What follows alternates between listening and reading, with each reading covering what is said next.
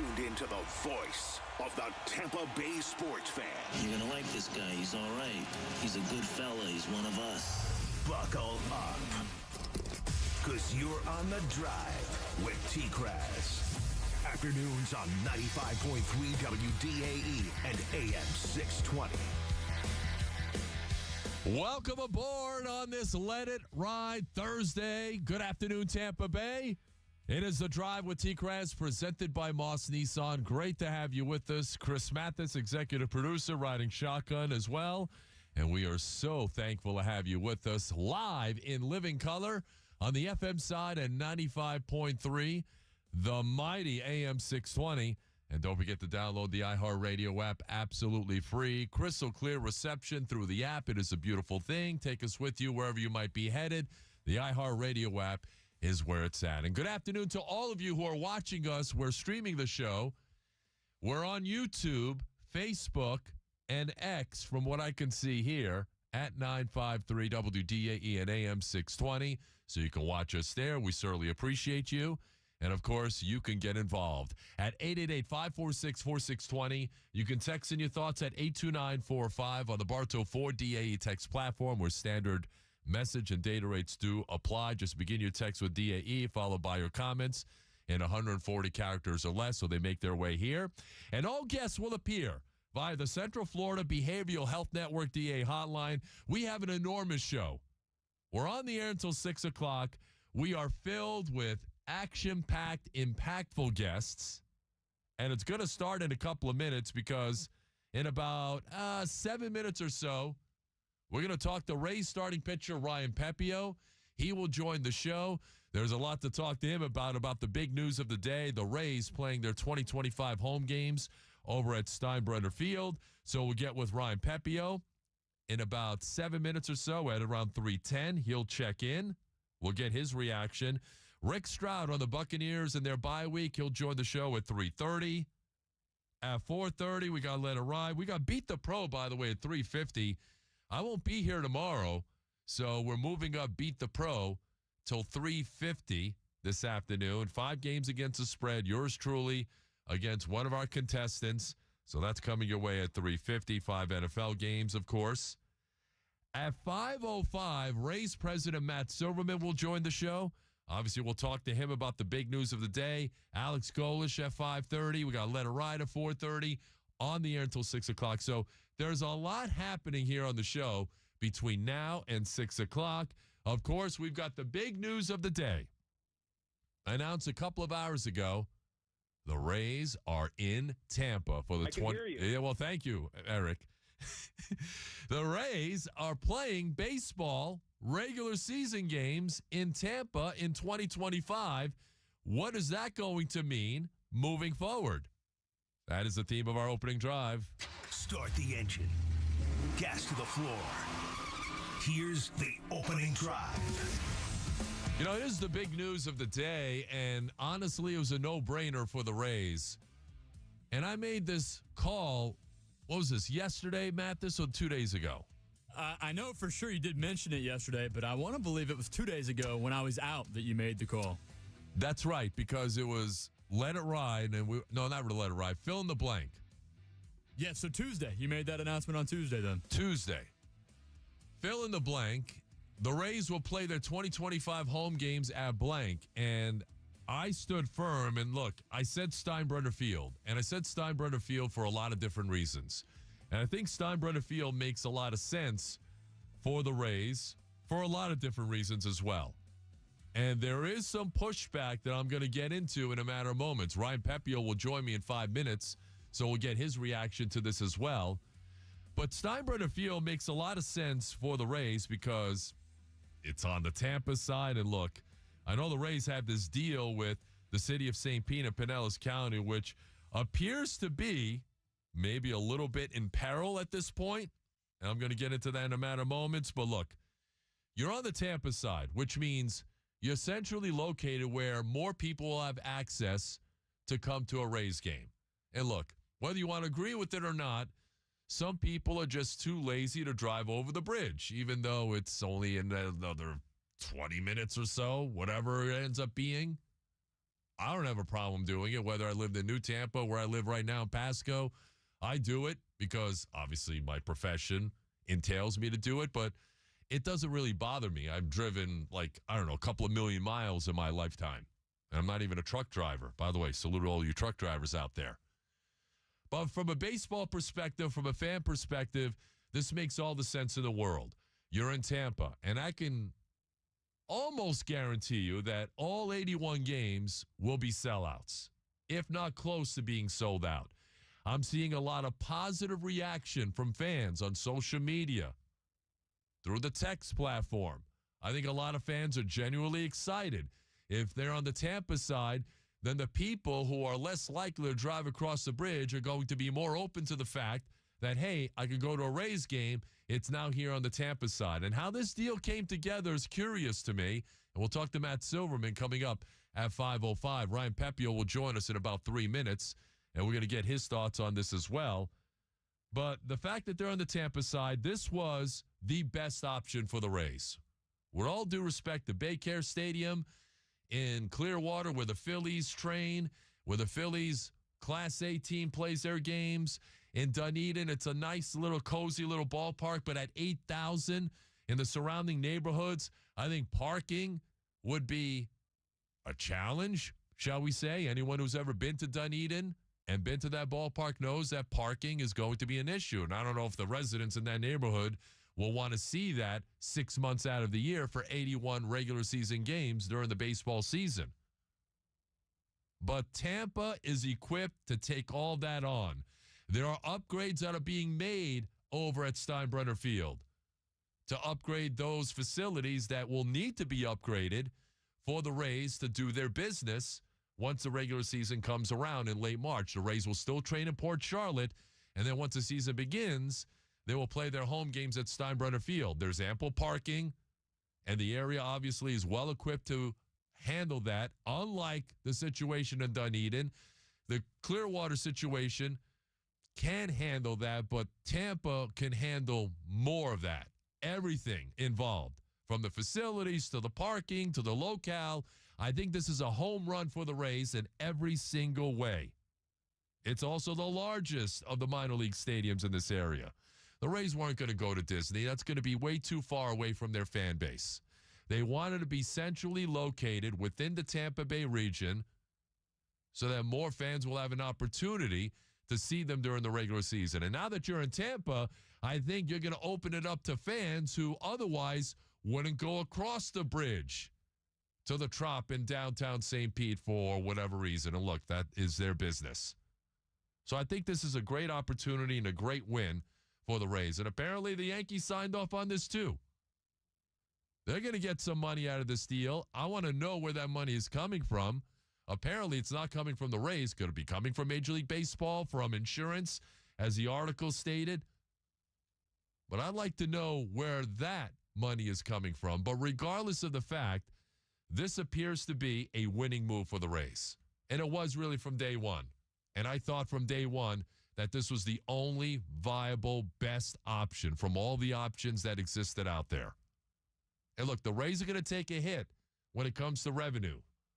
Last year, they averaged over 16,000. Steinbrenner Field holds about 11,000, a little over 11. There is potential to add more seating. And we'll talk to Matt Silverman at 5:05. We'll get the lowdown as to whether or not that will occur. But I think you're talking about, the best possible play for the Rays. Not everyone is pleased, though. Those are the pros, obviously centrally located, parking, the facilities. I think they're better. The capacity, obviously, is larger. The cons, obviously, it is the Yankees minor league stadium. You're going to have to cover up the logos and everything else. Outdoors, obviously, is the biggest con in this deal because there will be rain delays. There will be games that will get rained out. You got to sit outside in the heat of the summer and those hot summer nights. We know it. We understand it. But that is something that the Rays, their players and their fans and the people working the game, that's something that you're just going to have to deal with. But I think this was the winning move. And this was the only move, in my opinion, for the Rays all along. And we'll talk to Matt Silverman coming up at around 5:05. We're going to get with a lot of you on the phone lines at 888-546-4620. Text at 82945. We'll get your thoughts on that in a matter of moments. But how do the players feel about this said move? Rays playing their home games over at Steinbrenner Field for the regular season coming up in 2025. And wouldn't you know it, on the Central Florida Behavioral Health Network DA hotline, learn more at cfbhn.org. We have one of our guys. Rays starting pitcher Ryan Pepiot is with me here on the drive. He's back with us on the show. Number 44 is on the line with us right now. Ryan, thanks for joining the show. What's going on? What's going on, TKras? Thanks for having me. Thanks for being had on short notice. Very big news. How did you find out about this news, first off? We got a kind of a group message. Eric had reached out to everybody, kind of just filled everyone in. Hey, this is what's going to happen. There's going to be a formal announcement this morning. So that's kind of basically how we had heard.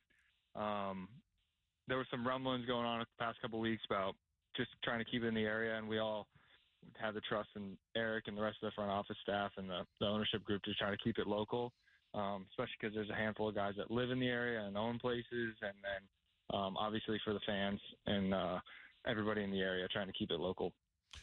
And I think that was a smart move. I think going to Disney probably was not going to be smart away from your fan base. It's centralized, it's localized, it's on the Tampa side, which I find interesting. But your reaction as a baseball player who plays for the Rays, playing in the Tampa side, good or bad? You like it? I don't mind it. I mean, I haven't really. I don't like it as much that I'm gonna have a further commute, and going across the bridge is gonna be fun. But I've been doing it, working out all off season, so I'm getting used to the route going over there. I know my way around the different bridges now, which ones I can go, what time I got to take the Gandy, which ones I take the Howard Franklin. So I'm getting it. But it'll be interesting. This is very unprecedented. Nobody could have planned for something like this to happen. So I'm just happy that we're going to be in the area and we're going to be able to play games where a lot of us get to live at home. Rays starting pitcher Ryan Pepiot is with me here on the drive. Rays playing their home games at Steinbrenner Field. That's the big news of the day. So in your text messages with your other teammates, how are they reacting without naming names? From the most part, it was just a lot of stuff based on, hey, this is what we're going to be doing.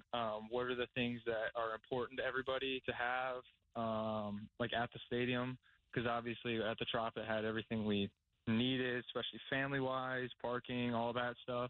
So I think it's just trying to line up to see what the facility already has, what they can add on by the time the season starts, and what's feasible.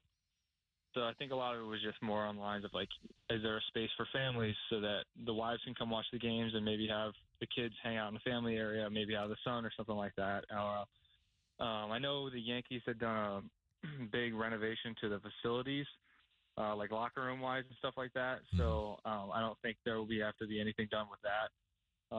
That's more CBA, Players Association stuff, and I don't have the in with all that stuff. But for the most part, it was like the guys were just happy to have an answer. There was a lot of time we were just waiting around, not really 100% sure what was going on. So now that we have an answer, it's a lot easier. Guys that don't live in the Tampa St. Pete area can finally start to look for where they're going to live during the season. So you're not trying to do it while we're in spring training or a week before the season, trying to get all that squared away, especially with guys with wives, families, kids, and pets and all that stuff. So, it's just happy to have an answer. Right. And I know you guys were in limbo. It was up in the air. And look, there was not going to be like a perfect solution. I think this is the best solution of all the other options that were out there, per se. I know you got to play outdoors in the middle of summer. You're going to have some rain out. So I'm sure those are some of the things that you guys are thinking about too, right, as players? Yeah, obviously you want to see if they can put like maybe a inflatable dome over it and cover us up. I don't know if that's feasible. But, I mean, we're talking like there'll be like fans and misters in the dugouts. Feel bad for the clubhouse staff because they're going to be, at least me and Ben behind the plate. But we're going to need a lot of jerseys for us. Yeah. We're going to have to get a lot of switching around. I'm like, shoot, I'm going to need like 9 jerseys, one for every inning, after warm-ups and every inning, I get it. it is what it is, and we're gonna roll with it. We're gonna go with it, and try to use it to our advantage, and just kind of go with the flow. Ray starting pitcher Ryan Pepio is with us. I tell you who likes this probably more so than your teammates, and I don't know if you've talked to him. I've talked to Ben Rortfed a number of times. He's got a home, I think, on the Tampa side. So from a commute perspective, I think he's loving this. Oh, I'm sure he's very, very happy about it. He makes sure we all know, because we've been working out, me, Fairbanks, Kevin Kelly, Poche, Ben, we've been going over to the Rowdies training center over off of towards the airport, right on the other side of the airport, so over close to where Steinbrenner is. And Ben's like, "Oh, this is great. My commute's 7 minutes." So I'm like, "Okay, yeah, all right, good for you. I'm coming across the bridge." So yeah, I'm sure he's gonna like that part of it. Well, does he have a guest room? Maybe you can bunk up with him, for a 3-game homestand instead of going back home. I don't know. Those are things that you guys are gonna have to work at. He's got a newborn. I'm good. Oh, no. You don't want any part of that.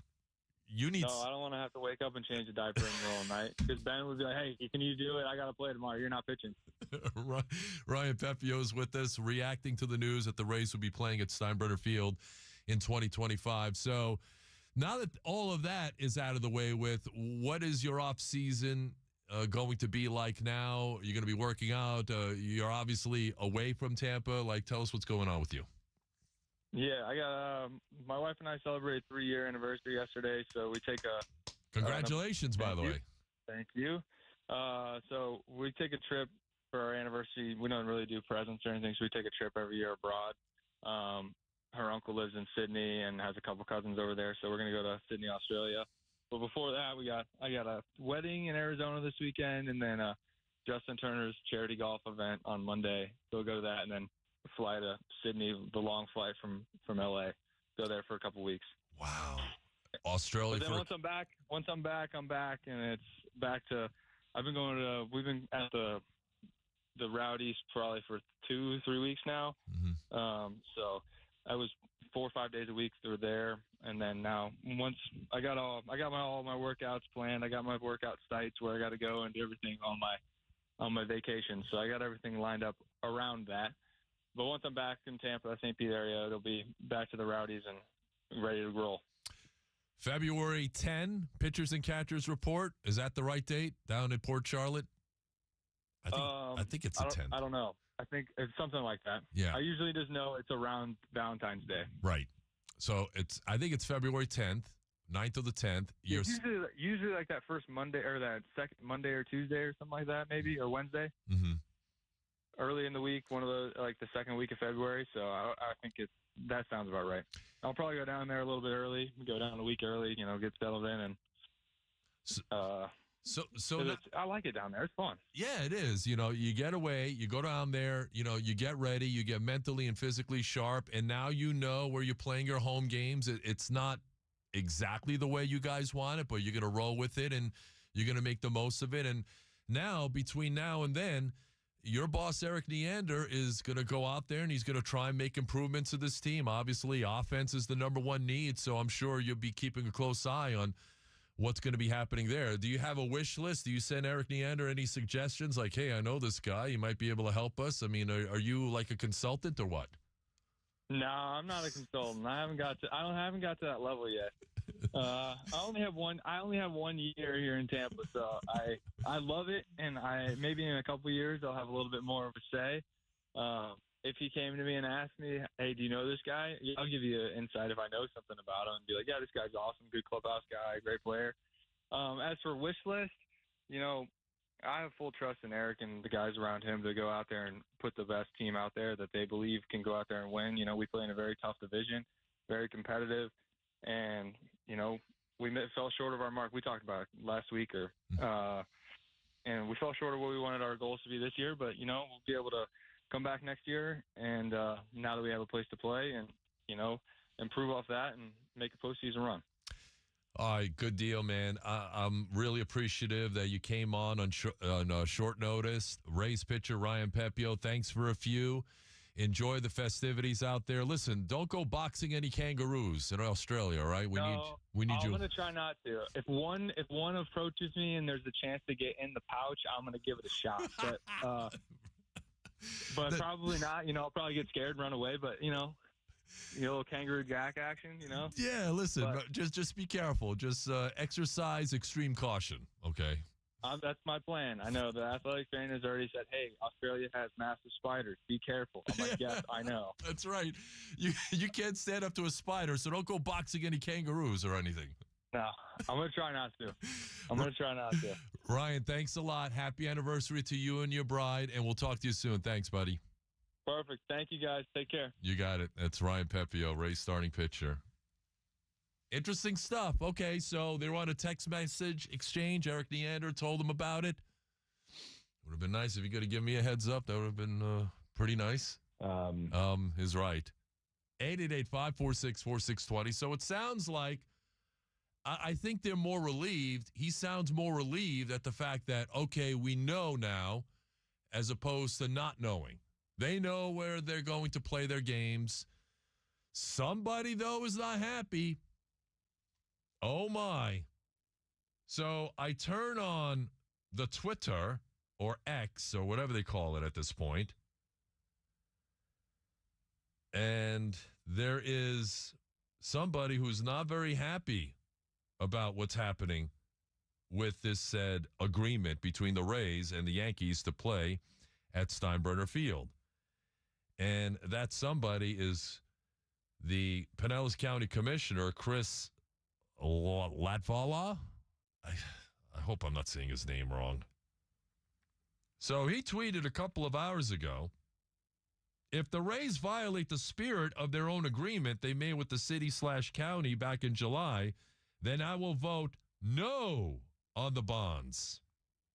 I represent my constituents first and foremost. I don't know. That sounds like fighting words. That sounds like a threat to me.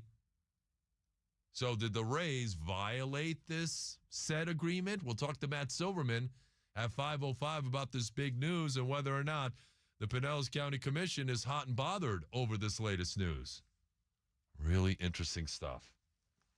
Your thoughts, 888-546-4620. Text at 82945. We are up and running. It's The Drive on a Thursday. Let It Ride later. Alex Golish later. Matt Silverman later.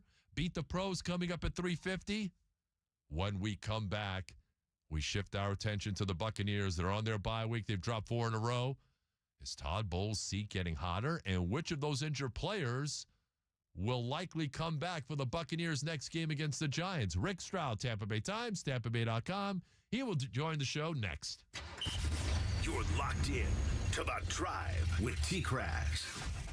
I saw my guy John Franco from Green Tech Roofing and Solar just a couple of minutes ago, Chris Mathis. He was here in the building, so I had a chance to say hello to him. Awesome dude. Great people. Samantha was also here. Awesome people over at Green Tech Roofing and Solar, the #1 roofing solution in Tampa Bay. They offer free inspections. I had a little bit of roof damage after Hurricane Milton. They came over, they inspected it, they looked over my roof, they fixed it. There were some soffit issues, all done. They were professional. They were obviously very thorough. They did great work, and they usually do great work. Over 400 5-star reviews. They do residential and commercial.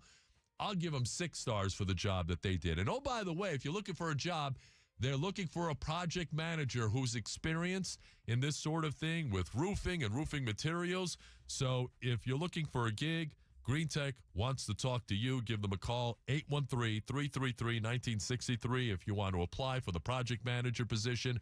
Or if you need a free roof inspection, if your roof is faulty, you need a new roof, call them. Green Tech Roofing and Solar will help you out. 813-333-1963 or hit them up online at greentechroofing.com. Green Tech Roofing and Solar. This is Smart Roofing. WDAE Traffic update. This report is sponsored by Staples Stores. Crash being cleared on Bloomingdale and Bell Shoals Road. Eastbound I-4 a bit slow near 75 and westbound I-4 from 22nd Street to 275. Southbound 275 a bit slow on that exit ramp to I-4 and northbound 275 a bit slow from 60 to Dale Mabry. Get traffic info around the clock by searching News Radio WFLA on iHeartRadio. I'm Randy Myers. Staples has amazing deals on everything you need for the holidays, from custom holiday cards and photo gifts to laptops and gaming systems, even shipping solutions. And now save up to $350 on select computers. In-store only. Offer ends 11/16. Unwrap huge holiday savings at Staples. With its new look and taste, Dasani is always crisp, clean, and refreshing. So, when thirst calls, answer with the new refreshed taste of Dasani water, now without salt. Learn more at Dasani.com. Listening on the free iHeartRadio app? Thanks to Farah and Farah, it's never been easier to send your opinions directly to your favorite show. When you open the app, click the red talkback microphone and hit send. Farah and Farah, here to make it easy, Tampa. Join us at Raymond James Stadium on February 14th for an MLS showdown when the likes of Facundo Torres and Duncan McGuire from Orlando City take on rival Inter Miami and their star-studded roster, which includes Lionel Messi, Sergio Busquets, and more. For tickets, visit soccerintampabay.com. That's soccerintampabay.com. Oh, could this vintage store be any cuter? Right? And the best part? They accept Discover. Accept Discover? In a little place like this? I don't think so, Jennifer. Oh, yeah, huh? Discover's accepted where I like to shop. Come on, baby, get with the times. Right, so we shouldn't get the parachute pants? These are making a comeback. I think. Discover is accepted at 99% of places that take credit cards nationwide. Based on the February 2024 Nielsen report. I'm Ellie Anajar of Anajar & Levine. Injured in a car crash? Never rush to settle with insurance companies. And never settle for just any attorney. Demand Anajar & Levine. Our experienced legal team will fight to win you the maximum compensation you deserve. Call me, Ellie Anajar, for a free consultation. And take back control of your life. Call 1-800-747-FREE. That's 1-800-747-3733. Main office, Tampa. Oh no, stomach issues again? Stomach issues? Who are you? Your pancreas. I could be the real reason for your diarrhea, gas, bloating, stomach pain, or loose oily stools. I thought it was my stomach. People often do, but any of these symptoms could mean having a condition called exocrine pancreatic insufficiency, or EPI. With EPI, the pancreas doesn't release enough enzymes to break down food, but EPI is manageable. Use the symptom checker on identifyepi.com and speak with your doctor. That's identifyepi.com. Sponsored by AbbVie. Choosing the right candidates for any office can be difficult. My office has lots of drama. I share my office. But no matter what kind of office you have, if you're hiring, you need ZipRecruiter. ZipRecruiter's powerful matching technology finds the most qualified candidates for your roles fast. So, for any kind of office. I'm really going places in my office. Count on ZipRecruiter to find the right candidates for it. Try ZipRecruiter for free today at ZipRecruiter.com/free. That's ZipRecruiter.com/free. Since 1985, Bates Electric has proudly served as Tampa's premier electrical contractor. As a veteran-owned and operated company, we bring a commitment to excellence in both commercial and residential projects. Our 24/7 Gold service is Tampa's most recommended electric contractor. Our dedicated electricians prioritize quality workmanship and unparalleled client communication, ensuring your project is on time and completed to perfection. See why our clients rave about Bates Electric. Power on, power on, power on, Bates Electric. Power on. Did you know your skin is the largest organ of your body? Huh? That's why you should shower with Old Spice Super Hydration Body Wash instead of plain old bar soap. Love your skin by super hydrating it with vitamin B3 and glorious notes of vanilla and shea.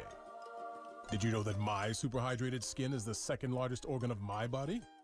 The first is my heart. Old Spice. Men have skin too. Old Spice Super Hydration Body Wash. 24/7 renewing moisture. With daily use. WDAE with What's Up Tampa Bay. The LPGA Tour is returning to Tampa Bay with the Annika, driven by Gainbridge at Pelican, taking place November 13th to the 17th at Pelican Golf Club. Grab yours today at theannika.com. Think you know football better than TKras? Register now to beat the pro on Pick'em Friday to win a 5-night luxury stay at the Buccaneer Resort in St. Croix. Stay on top of everything going on at 953WDAE.com. Hey, this is Kyle Brantz. You're busy. I'm busy. But every single Monday, we take 10 minutes to dish out 10 takes. NFL, life, whatever, but never more than 10 minutes. It's 10 takes with Kyle Brantz. Driving home from work? You got time for 10 takes. Taking a smoke break. You still smoke? You got time for 10 takes. Listen to 10 Takes with Kyle Brandt on America's #1 podcast network, iHeart. Open your free iHeart app and search 10 Takes with Kyle Brandt and start listening. The market right now is strong for pre-owned vehicles. At Wesley Chapel Lexus, we're prepared to pay you well for yours. Up to $500 more. That's up to $500 over Kelley Blue Book value, even if you don't buy from us. When you think Lexus, think Wesley Chapel Lexus. WesleyChapelLexus.com. 500 over KBB initial cash offer pending inspection. See dealer for details. The Rhino Home Services knows it's been a tough storm season. That's why they're going to be gifting one lucky homeowner a brand new, fully enclosed gutter system. Register to win at 953WDAE.com. That's right. It's easy to register, 953WDAE.com, and let the Rhino put the water where it belongs, away from your home. Learn more about the Rhino Home Services at therhino.com and register to win now at 953WDAE.com. The Rhino Home Services, here for you, here for the community. Download the free iHeart Radio app and take WDAE with you anywhere you go. Presented by the law offices of Anajar and Levine, accident attorneys. Call 1-800-747-FREE. That's 1-800-747-3733. From the Cool Today Weather Center, cooltoday.com. This report is sponsored by eBay. Partly sunny and breezy this afternoon, high 84. Tonight, cloudy, chance of a shower, low 70. Friday's partly sunny, chance of a shower, high 80. Saturday and Sunday, mostly sunny, high 82. Get weather info around the clock by searching News Radio WFLA on iHeartRadio. I'm Amy Snyder. We all got a thing. Yes, even you. If you love fashion, car parts, trading cards, whatever you're into, it's on eBay. So go find the thing that keeps you up at night. eBay. Things people love. For more information about contests on this station, go to 953WDAE.com/rules. Roll down the windows and the volume up. This is The Drive with TKras, courtesy of Moss Nissan on WDAE. Trying to get everybody healthy, trying to recalibrate. We need time off. They're off after Wednesday anyway. They're going to have 4 days off. Practicing one day is not going to help that. So they'll get the rest of the week off after today, and we'll get some guys healthy, hopefully. Some guys that are playing banged up, hopefully they get healthy, get to recalibrate, step back and look at everything. As coaches, we'll self-scout. Todd Bowles and the Buccaneers head into the bye at 4-6, losers of 4 in a row, and they've got a lot to work on, and maybe the bye comes at a perfect time considering they weren't playing well. They got some guys banged up. They have to self-scout, recalibrate, as he said. As we welcome you back, it is 3:33 on your ride home on a very busy Thursday here in Tampa Bay. The Drive with yours truly, Chris Mathis on the other side. Beat the Pro coming up in about 15 minutes. Let it ride in the next hour. Alex Golish and Matt Silverman in the 5 o'clock hour. But let's talk more about the Bucs on the Central Florida Behavioral Health Network DA hotline. Learn more at CFBHN.org. He's standing by. Our guy, Rick Stroud, Tampa Bay Times. You can read him at TampaBay.com. He's with me on the show. What's going on, Rick? What's up, guys? Apologize if you hear an occasional announcement at the airport, so you know where I'm at. Ah, you're at the airport, so you're taking some downtime, right? Getting out of town for a little bit, hopefully. It's a bye week, yeah. Might have something going on. Yeah. Good for you. You need some time off after covering this team and watching this defense doing what they're doing the last 5 or 6 games, Rick. And before we get into that, I know you're a big baseball guy. I want to get your reaction to the Rays announcing today that they'll be playing at Steinbrenner Field for 2025. Interesting, huh? Yeah, I think it's the best solution for everybody, right? It keeps them in Tampa Bay. That's a pretty outstanding venue. It's not obviously the attendance, the seating capacity, and it's going to be outdoor baseball wherever they played. So that's going to be a factor. But for these guys not to have to move, players and staff and coaches and all that goes into that, I think it's a huge thing. The Yankees will make $15 million. Okay, that's fine. But, for those that wanted baseball in Tampa, at least for a year, you're going to have it. And that capacity is not what the Trop is, but let's see if that really makes a difference. And I think it's going to be great. I think it's going to be great, too. The Pinellas County Commission may have something to say about that, but I think this was the best possible option of all of the venues that were available to them here in the Tampa Bay area. All right, let's get into the Bucks, Rick. We talk about the heat index around here in the middle of summer, and it's kind of warm today. So on the heat index from 1 to 10, 10 obviously being scorching hot, when you talk about Todd Bowles and where he stands right now, where do you think that index lies? Well, I don't think it's a 10, but obviously you're more than halfway through the season at this point. You're 4-6. You've got to go on a run here. I think that's possible. Listen, I know the Glazers, they don't make snap decisions usually. Sometimes they do, but, I mean, you're not going to see an interim coach situation. They clearly have underperformed on the defensive side in particular. But I would say this, for those that thought this was a Super Bowl team, I think we found that you got to have a little more depth than they have. And, you look at the decisions they made in the offseason, they were sound at the time.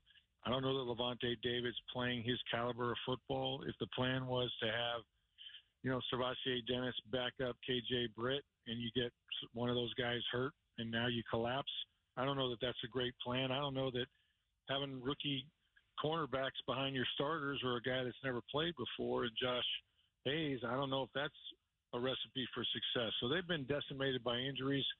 The guys they counted on, off the edge haven't done a good job. There's a lot of issues. And oh, by the way, not to let the Pro Bowlers off the hook, but, if Antoine Winfield Jr. takes another bad angle and misses another tackle, I mean, this is the highest paid player on defense at his position in football. And all I heard was Jordan Whitehead was going to change their defense. And I haven't seen either one of them really make plays. So it's, we've said this a million times. And my friend Tom Moore has convinced me it's about players, not plays. And the players aren't playing well. That goes on coaching. You got to look at your coaching staff. The defensive staff hasn't performed. The offensive staff has. So that's part of it, too. It sure is. I'm glad you brought up Antoine Winfield Jr., and I've been talking about that all week. And a lot of people want to bury Todd Bowles, but the players have to be held accountable, too, right? And, I saw the angle he took in the Ricky Pearsall play down the middle. Right. I'm just not sure what he was looking for or looking at, and he was late to react. So he's got to step up his game. And when he does his film sessions this week with his dad is going to give him the business. Well, he should. It should happen before he even talks to his father. But, I mean, I think, Antoine has to take a look. Now, again, we don't know, what injuries these guys are dealing with. They all have something at this point. Obviously, Antoine missed a number of games. So he may well not be himself in terms of the ability to change direction and things like that. Look, you got to get pressure on a quarterback to make plays on the back end. I'm just talking about tackling, right? Like the tackling on this team has been horrific. They're not getting guys. Instead of having 7-yard plays, they become 21-yard plays, and then, maybe a 12-yard play becomes a 31-yard play. You can't have the number of explosives that they're giving up in critical situations like that 2-minute drive. The other thing is, they ended up, finishing that game with Josh Hayes and Tyreek Thunderberg at corner, and they were supposed to be playing man coverage, and they were 12, 14 yards off the ball. And I asked Todd, is that what you were playing man? Why are they so? Well, we wanted them to play tighter coverage. Well, how do you not communicate that? How does that not go to the Mike linebacker in his helmet? How do you not grab the guy in front of you on the sideline and tell him to move the hell up? Those are the things that still baffle me, and I'm sure it's disappointing for them too. Rick Stroud, Tampa Bay Times. You can read him at TampaBay.com. We're talking Buccaneer football with him here on The Drive. Buccaneers on the bye this week, thankfully. And when they get back at it, Rick, they got 7 games left. Only one of those teams has a winning record, and that's the Chargers. They got the Giants a week from Sunday. So when they line up against the Giants, can you project as to which of these injured players will be back for that game?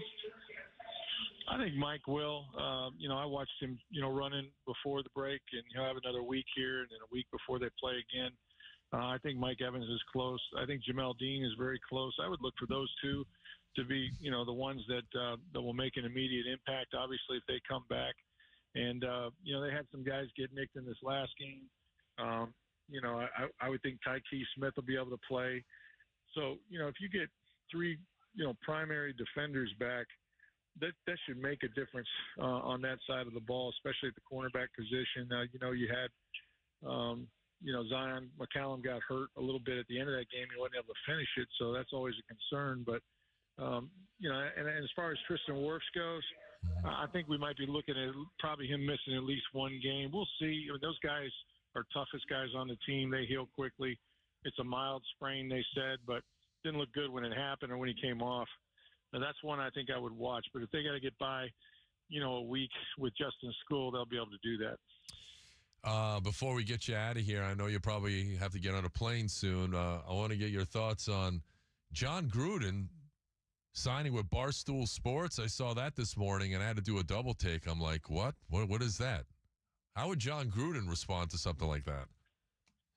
I'll tell you what, man. All I know is there's a bar stool, and I'm okay with it. You know what I mean? I just listen. John's doing the video stuff. He's doing his own chalkboard. He's a busy man. So yeah.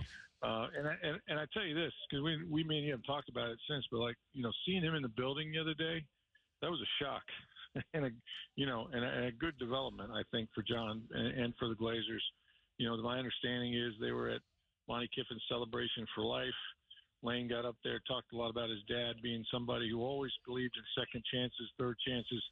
And I think it struck a chord with the Glazers and certainly John, who was at that memorial. And however it came to be, I'm happy that it did. I think he's remorseful for the things that were said. And unfortunately, probably a lot of people said things in those text messages we'll never read. But regardless of that, he's out there doing his usual grinding as he always does on film and everything else. And, it just remains to be seen if he has a coaching future. It sounds like he definitely wants to coach again. But, the more visibility you can get, some of these guys are going on TV. I mean, Belichick has about 12 jobs, I think. No kidding. So it doesn't mean that they're not going back into coaching if they get the opportunity. But, yeah, I mean, good for John. He's always going to be busy doing football, and this gives him another platform, I guess.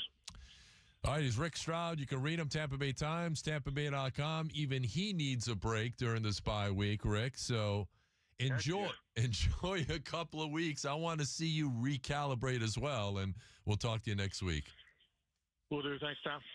You got it, man. That's Rick Stroud, live from the airport. I tell you what, man, there's a bar and a bar stool. Oh, John Gruden, Barstool Sports. That was an interesting item. So many interesting things I saw this morning that we're going to get into. So many. And we don't have that much time. We're off the air at 6 o'clock here on a Thursday. 888-546-4620. All right, coming up, we'll be constructing a W. I've lost track, Chris Mathis, because this show kind of came together hastily because of the Rays news. Yes, sir. We'll be doing that next. The other thing that we'll be doing, right? Am I looking at it right? Yeah, no, you've got that right. We're constructing a W and beating the pro as Peter will join us on the drive to try to compete with you, Tom. Last week's Pete, he had good luck. Well, this week's Pete, have good luck. We'll find out.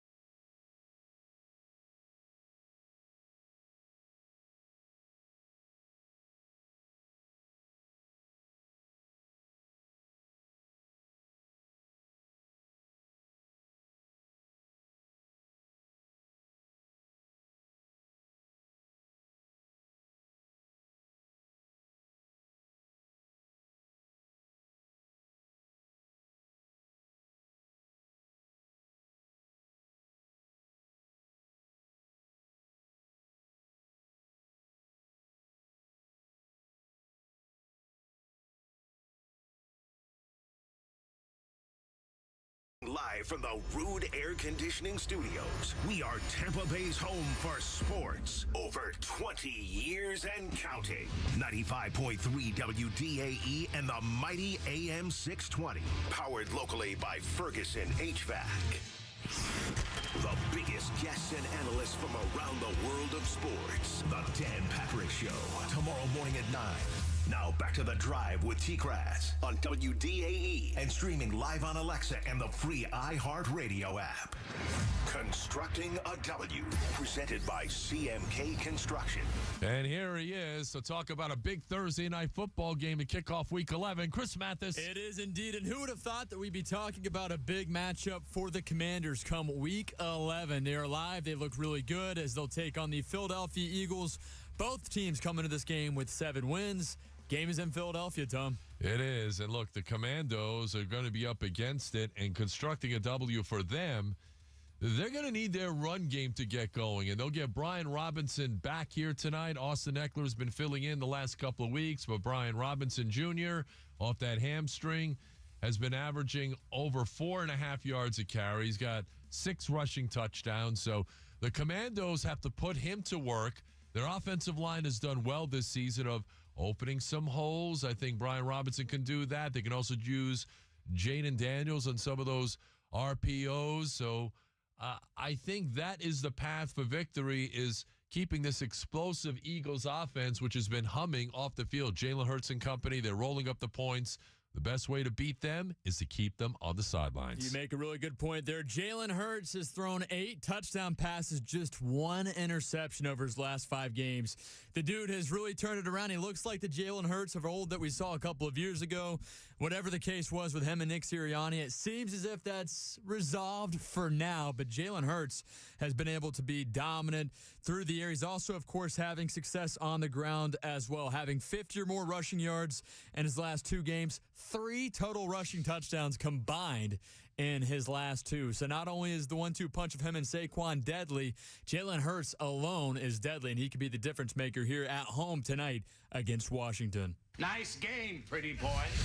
Constructing a W, presented by CMK Construction, proudly serving Tampa Bay and Sarasota communities. Call them today, 813-321-4426, or visit them online at cmkconstructioninc.com. CMK Construction, the kitchen and bath experts. Together, we'll make tomorrow brighter. Ladies and gentlemen, it is time for Beat the Pro, presented by the Buccaneer Resort in St. Croix. For more information, hit him up at thebuccaneer.com. So 5 NFL games this weekend against the spread. It's me against the contestant, and if today's contestant ties or beats yours truly, they will go into the hopper. I got a big hopper, Jerry. And they will qualify for the grand prize of a 5-night stay at an oceanfront suite at the Buccaneer Resort down in St. Croix. And it includes airfare, food, and a free round of golf. You can't beat that. That is incredible. And joining us right now is Peter. He's in Tampa. He's this week's contestant. Peter, welcome to the show. Hey, thanks. Glad to be here. I'm glad to have you. Are you ready to go? Are you ready to beat me, which has been, not so difficult, honestly? I'm ready. All right. Let's go. Let's go. All right, Chris Mathis. All right, let's do it. We talked about that big game here tonight, the Commanders at the Eagles. The Eagles are a 3.5-point home favorite. Peter, who you got? I'm going with the Commanders. Go with the underdog. I like where you're going with that. So I will go with the Commandos, too. 3 and a hook. I think it's a field goal game, but you get 3 and a hook, and you cover the spread. All right, moving on. Game number 2. We've got the Baltimore Ravens taking on the Steelers in Pittsburgh, where Baltimore is a 3-point road favorite at Pittsburgh. Ooh, Peter, who you got there? I love that game. Going to be a good one, but I'm going with the Steelers. Mike Tomlin's got Lamar Jackson's number. So 1-3 against Mike. Yes, and that is true. They're 1-3 against Lamar, but this Lamar Jackson is unlike any Lamar Jackson he's faced in recent memory. He's got Derrick Henry in that backfield. I like the Ravens. They're coming off that Thursday night game, so they've had 9 days of rest. I'll take the Ravens in this one. Moving on, game number 3. Obviously, Tom did his homework. It sounds like Peter might have done his homework it doesn't matter. as well. The Atlanta Falcons take on the Broncos there in Denver. where the Denver Broncos are a 2.5-point home favorite. They are, Pete. Who you got? I'm going with the Broncos. Their defense will be ready for old Kirk Cousins, and especially after that close loss to Kansas City. Broncos to win. It was a close loss, and they should have won the game. A 35-yard field goal that got blocked.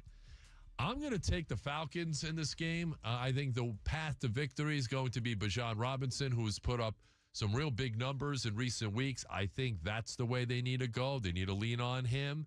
I'm going to take the Falcons plus the points. We've got another big rivalry matchup as the Seattle Seahawks will play at San Francisco to take on the 49ers, and the Niners are 6.5-point favorites there at home on Sunday.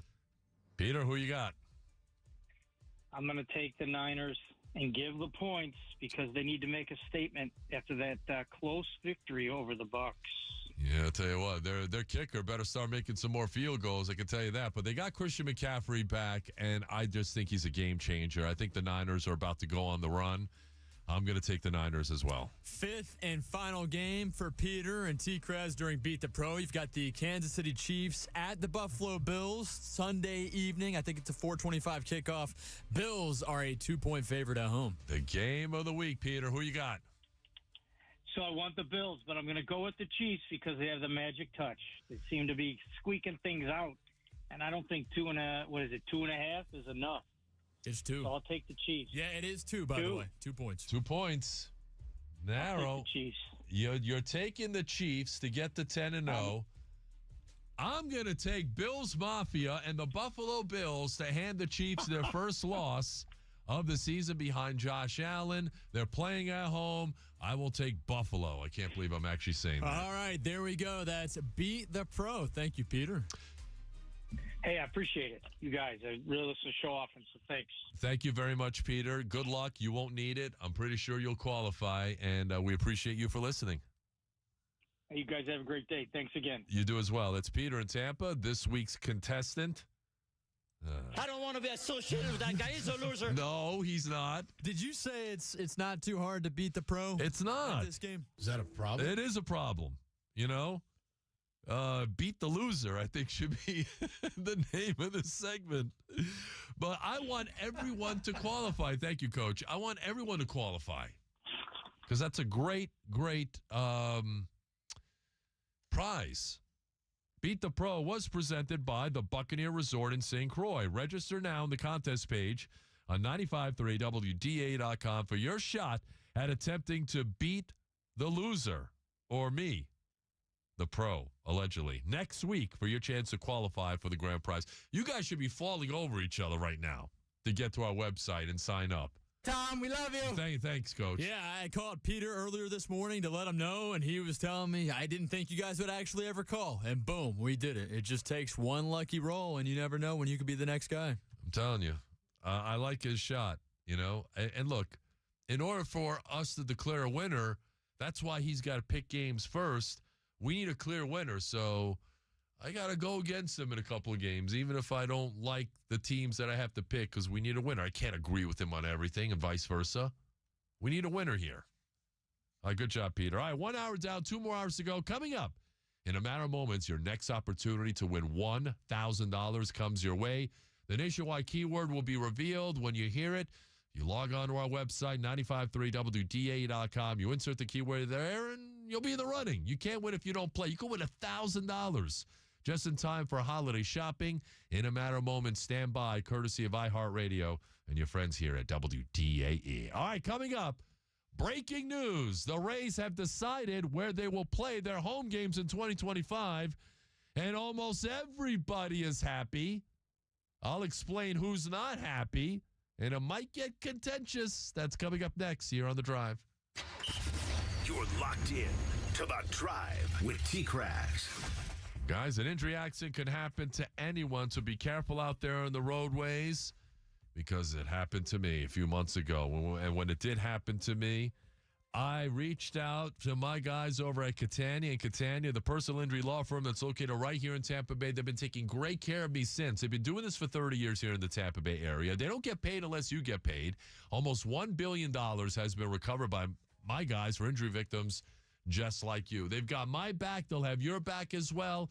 Catania and Catania is where it's at. So protect your rights and protecting mine. Call them. Tell them I sent you should the worst occur. 813-222-8545. That's 813-222-8545. Or get a free about.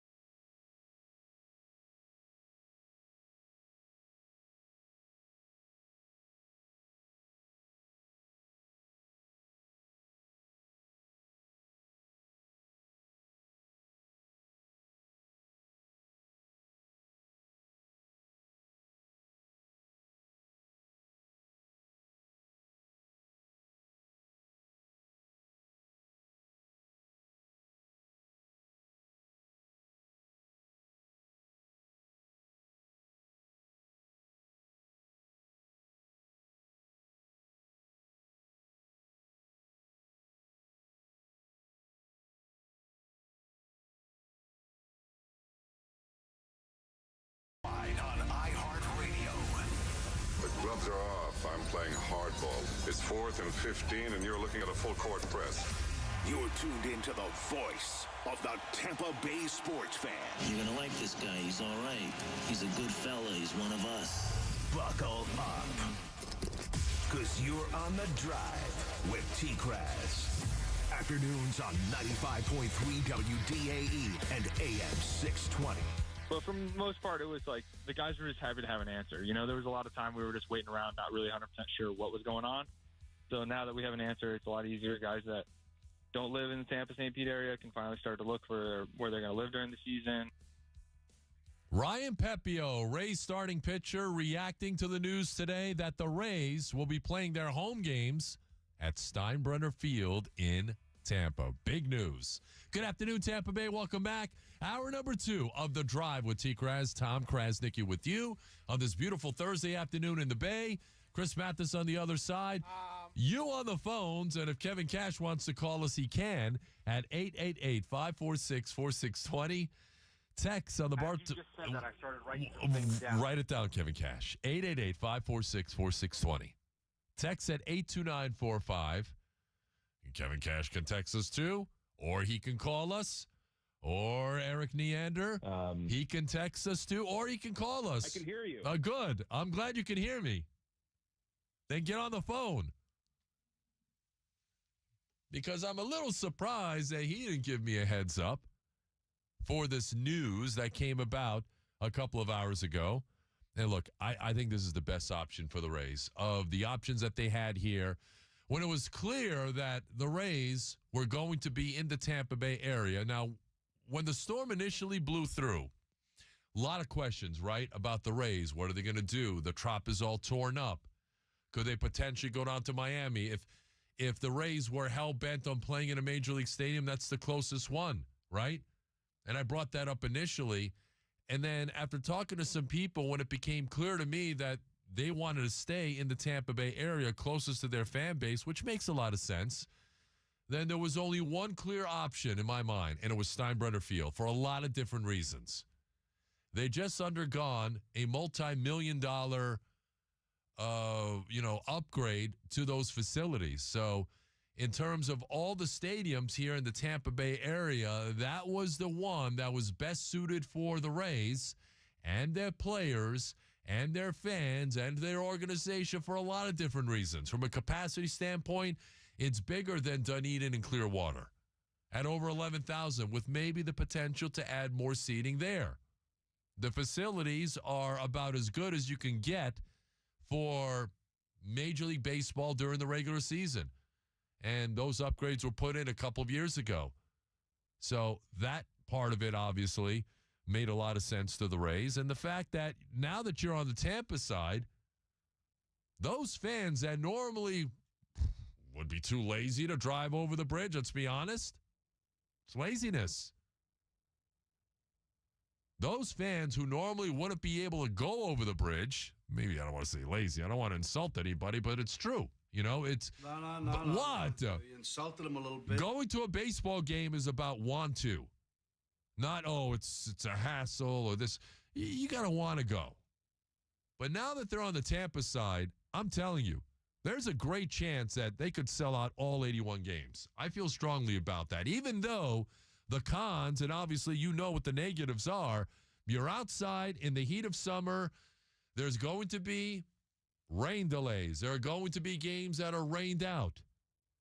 And the Tampa Bay Times had the article today, according to the Florida State League, about 6.5 postponements a year happen in the Florida State League over at Steinbrenner Field. So there will be times where rain will wreak havoc.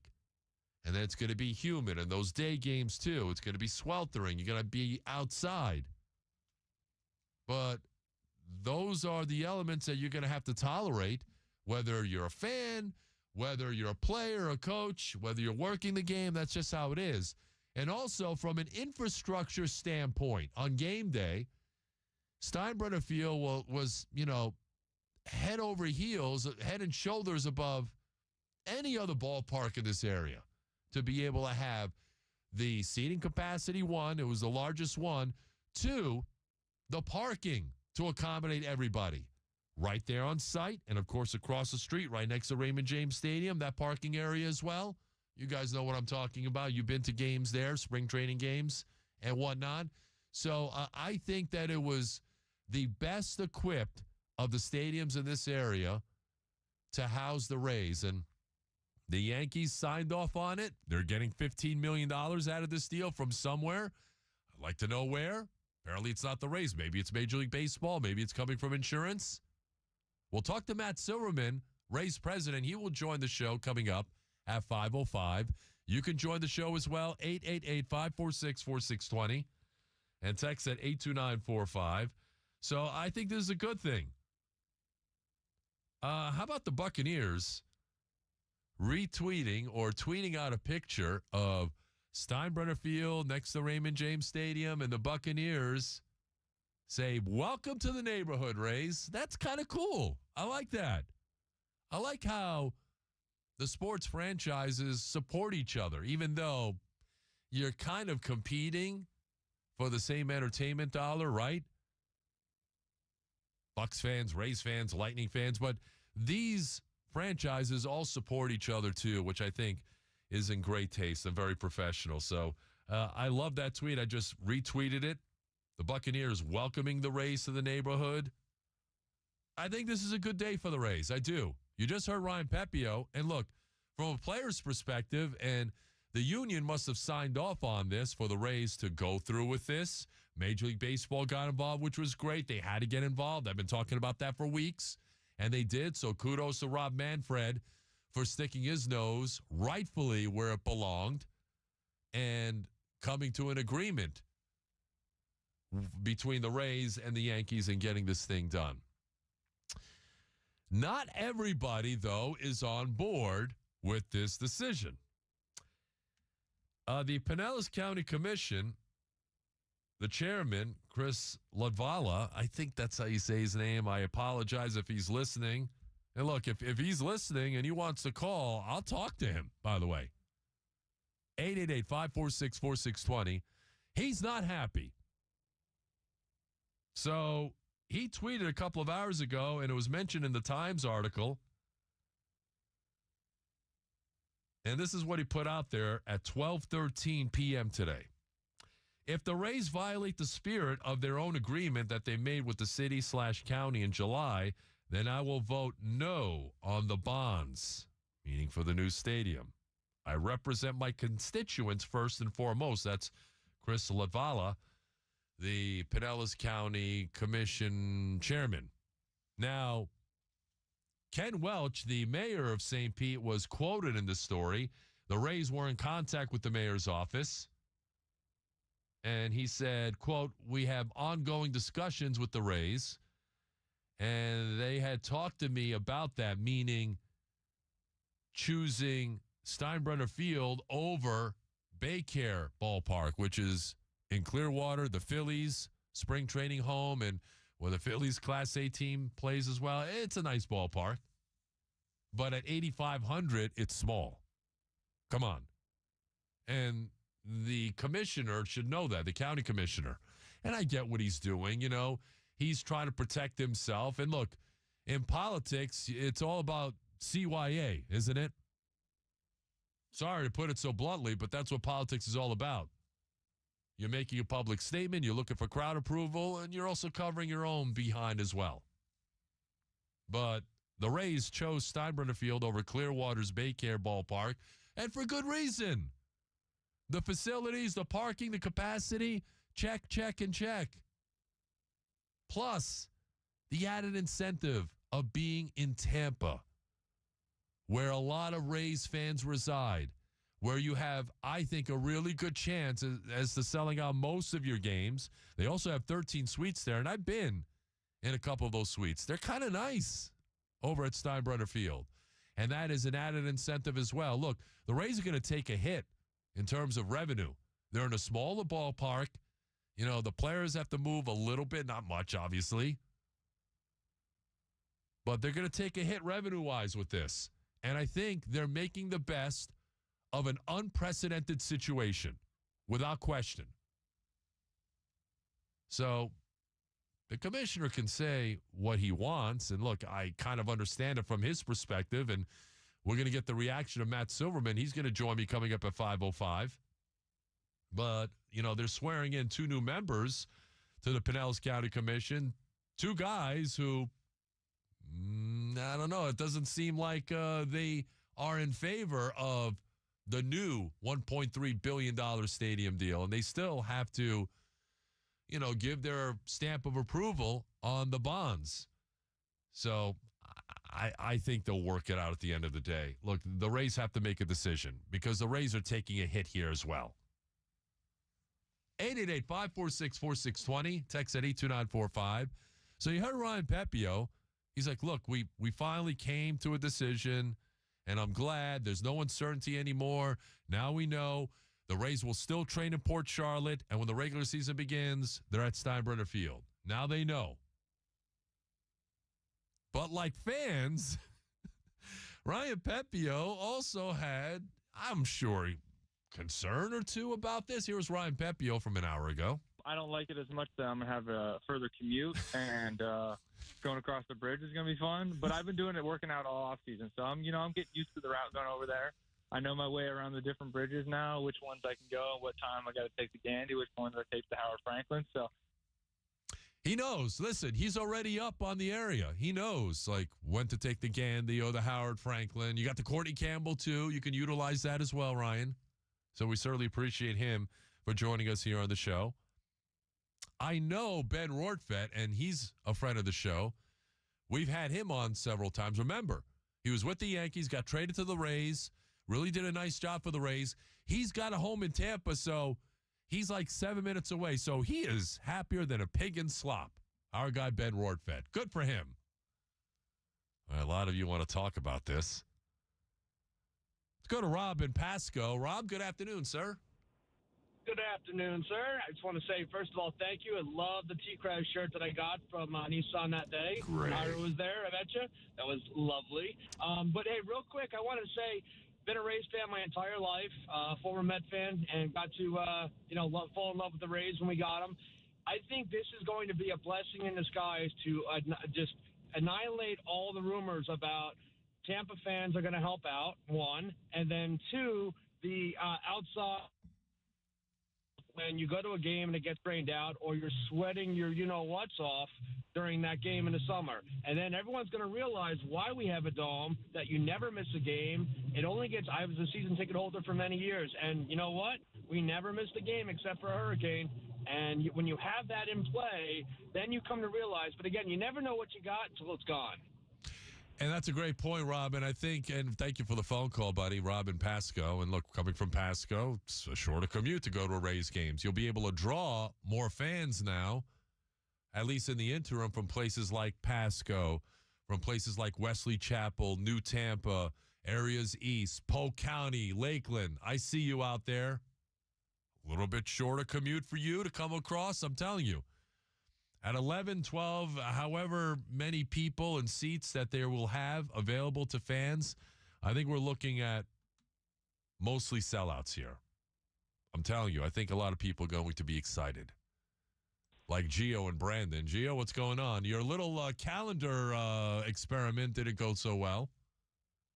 Hey, that's okay. I'll take that loss because now, instead of taking 45 minutes in battling traffic, it's going to take me 18 minutes to get to Rays games. I'm getting season tickets. I can't wait. TKras, you were right. You're always right.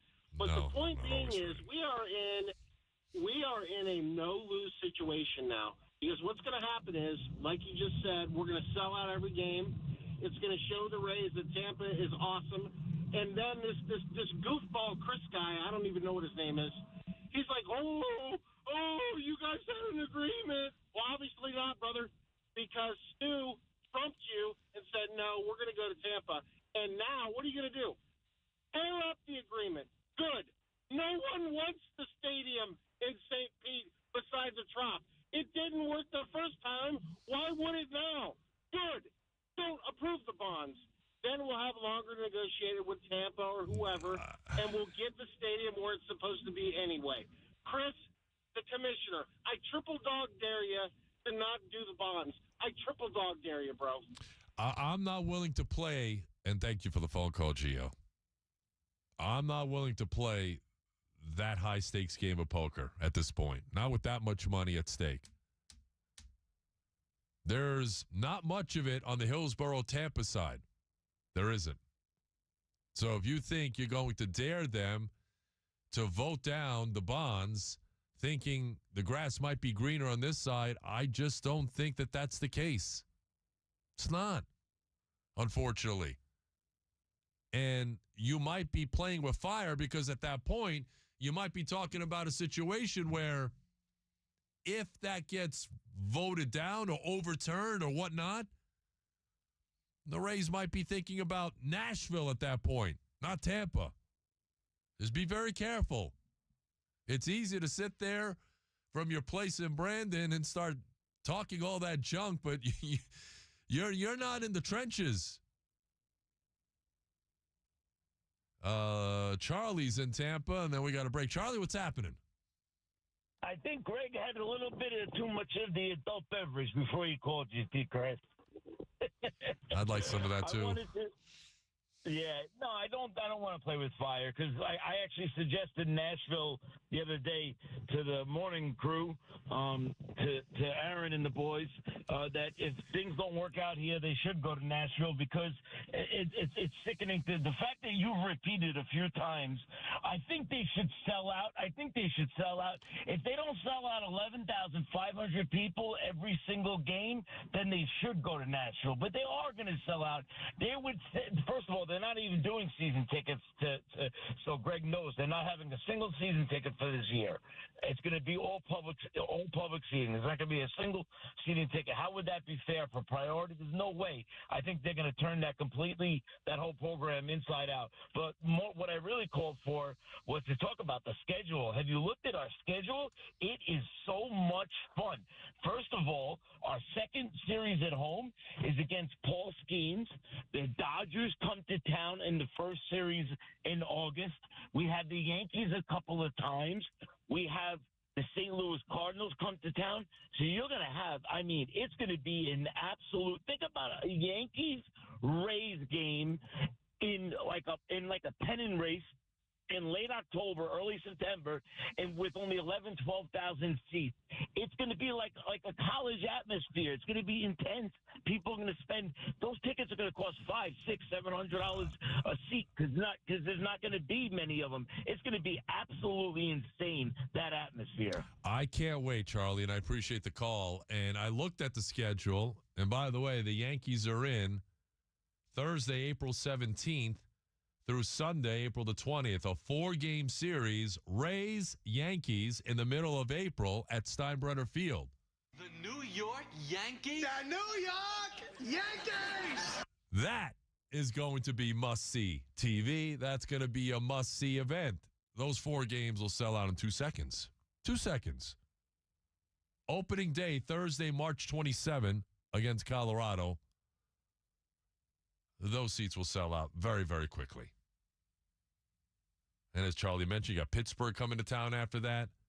The Yankees come here for the first time in mid-April for a 4-game set. Oh, this is going to be exciting, man. Exciting. Listen, I don't work on the Pinellas County Commission. I'm excited about this. Look, this is a temporary situation. And I think the county commission has got to know and understand what the Rays are doing. The Rays are going to take a hit. They are. They're not going to sell as many tickets as they normally would. They averaged 16, almost 17 last year. And if they sell out every game, it's 11, a little over 11. Maybe there's capacity to add a few more seats, I think, which is something they should do. The suites are not bad. There are 13 of them. Maybe some of those sell out as well. I'm excited about this. Playing outdoors, you're just going to have to deal with the elements. That's all. And maybe it'll appreciate or make you appreciate, as Rob mentioned before, what being inside in the friendly air-conditioned confines of what the new stadium's going to be called and the Trop, you're going to appreciate that probably a little bit more as well. All right, more of your calls and texts coming up. It's a hot topic. I get it. Matt Silverman at 5:05. Alex Golish at 5:30, the USF head football coach. So we're going to get with him on what happened last week. Not so much a Navy game. But we will talk to him about the Navy game and everything else moving forward. There's a big game tonight in the NFL. The Lightning are also in action tonight. We haven't forgotten about them. We're going to be talking about it. We're going to be placing some action on some of those games. Let It Ride is coming up next. Don't move. You're locked in to The Drive with TKras. It is The Drive presented by our guys over at Moss Nissan, where their goal is to never lose your business over price. And get this, all month long here in November, their Black Friday savings are raging. They've got the best selection of new Nissans in the Tampa Bay area. I bought my last 2 vehicles over at Moss Nissan, by the way. And get this, Chris Mathis, no payments until 2025. Yeah, you got that right, Tom. But wait, there is more. Rates as low as 0% there at Moss Nissan. They're also offering pre-owned vehicles priced wholesale to the public, too. They do, and every purchase comes with the industry-exclusive Moss Care, which includes lifetime oil changes, tire rotations, and so much more. I've got Moss Care on my vehicle. In fact, my good friends Brandon Cruz and Tony over at the Tampa side, this service department, they take care of me. And heads up, I know those guys listen each and every day. We're going to be at Moss Nissan in North Tampa next Friday for a Football Friday show. And I'm going to need some servicing on my Pathfinder, boys, so get ready. Next Friday, I will see you guys then. There are 3 locations, North Tampa, Newport Richey, or Brooksville.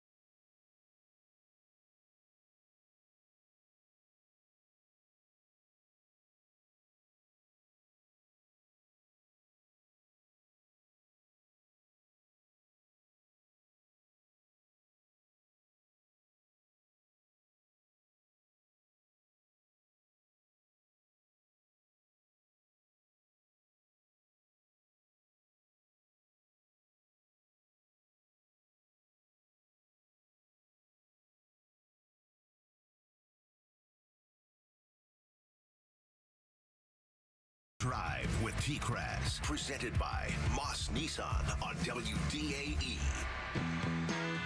I'll bet you $20 I can get you gambling before the end of the day. It's $500. Yes, it is. Are you a dealer or an investment counselor? I will splash the pot whenever the heck I please. Good luck, sir. Yeah, give me 5 times a piece on St. Louis, Minnesota, and Baltimore. Let it ride on 13. Yeah, how the hell can you grin? Come on, give me another marker. It is time to lay some bets down on some of the great sporting activities and events that are taking place throughout Tampa Bay and beyond. Let It Ride, presented by my guy, Dr. Jim DeRespino, the great people over at the Center for Men's Health. I was just there yesterday. Donna takes great care of me down at the South Tampa location. The Center for Men's Health, guys, C4MH.com. That's the ticket. And here is our pit boss, Chris Mathis. All right, Tampa Bay and Lightning fans. I despise him. Come on. I don't know if you despise me. Whatever the case may be, the Bolts will host the 15-1 oh my God, Winnipeg Jets. Let that sink in. 15-1, and you can't spell win. You can't spell Winnipeg without win. So they're doing that. Oh, the over-under terrific. is 6.5 goals, Tom. Are you professional or not?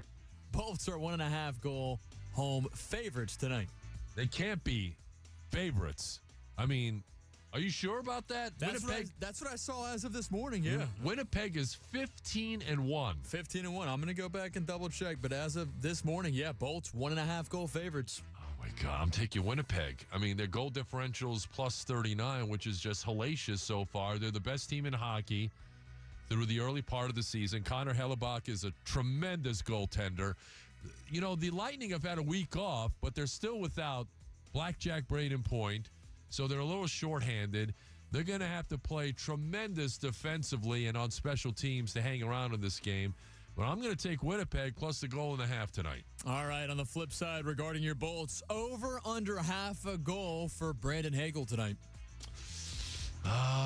Through a different guy out there today. I think they will. I think he'll go over. I think he scores. I think they're going to need somebody other than Nikita Kucherov to light the lamp, and he's going to have to be one of those guys to do it. And speaking of Nikita Kucherov, over under 1.5 points for Kuch tonight. Points? I'll go under. I think he gets 1 point tonight. I don't think he gets multiple points. John Cooper didn't like that one. We'll move on now. We got a little NFL action.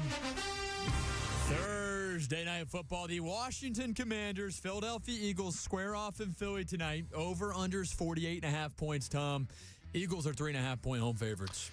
I'm taking the Eagles tonight. I think they're coming together offensively. Jalen Hurts is playing about as good as anybody outside of Lamar Jackson and Josh Allen. I mean, he is just on fire. He's taking care of the ball. A.J. Brown's healthy. So is Devontae Smith. So is Dallas Goedert.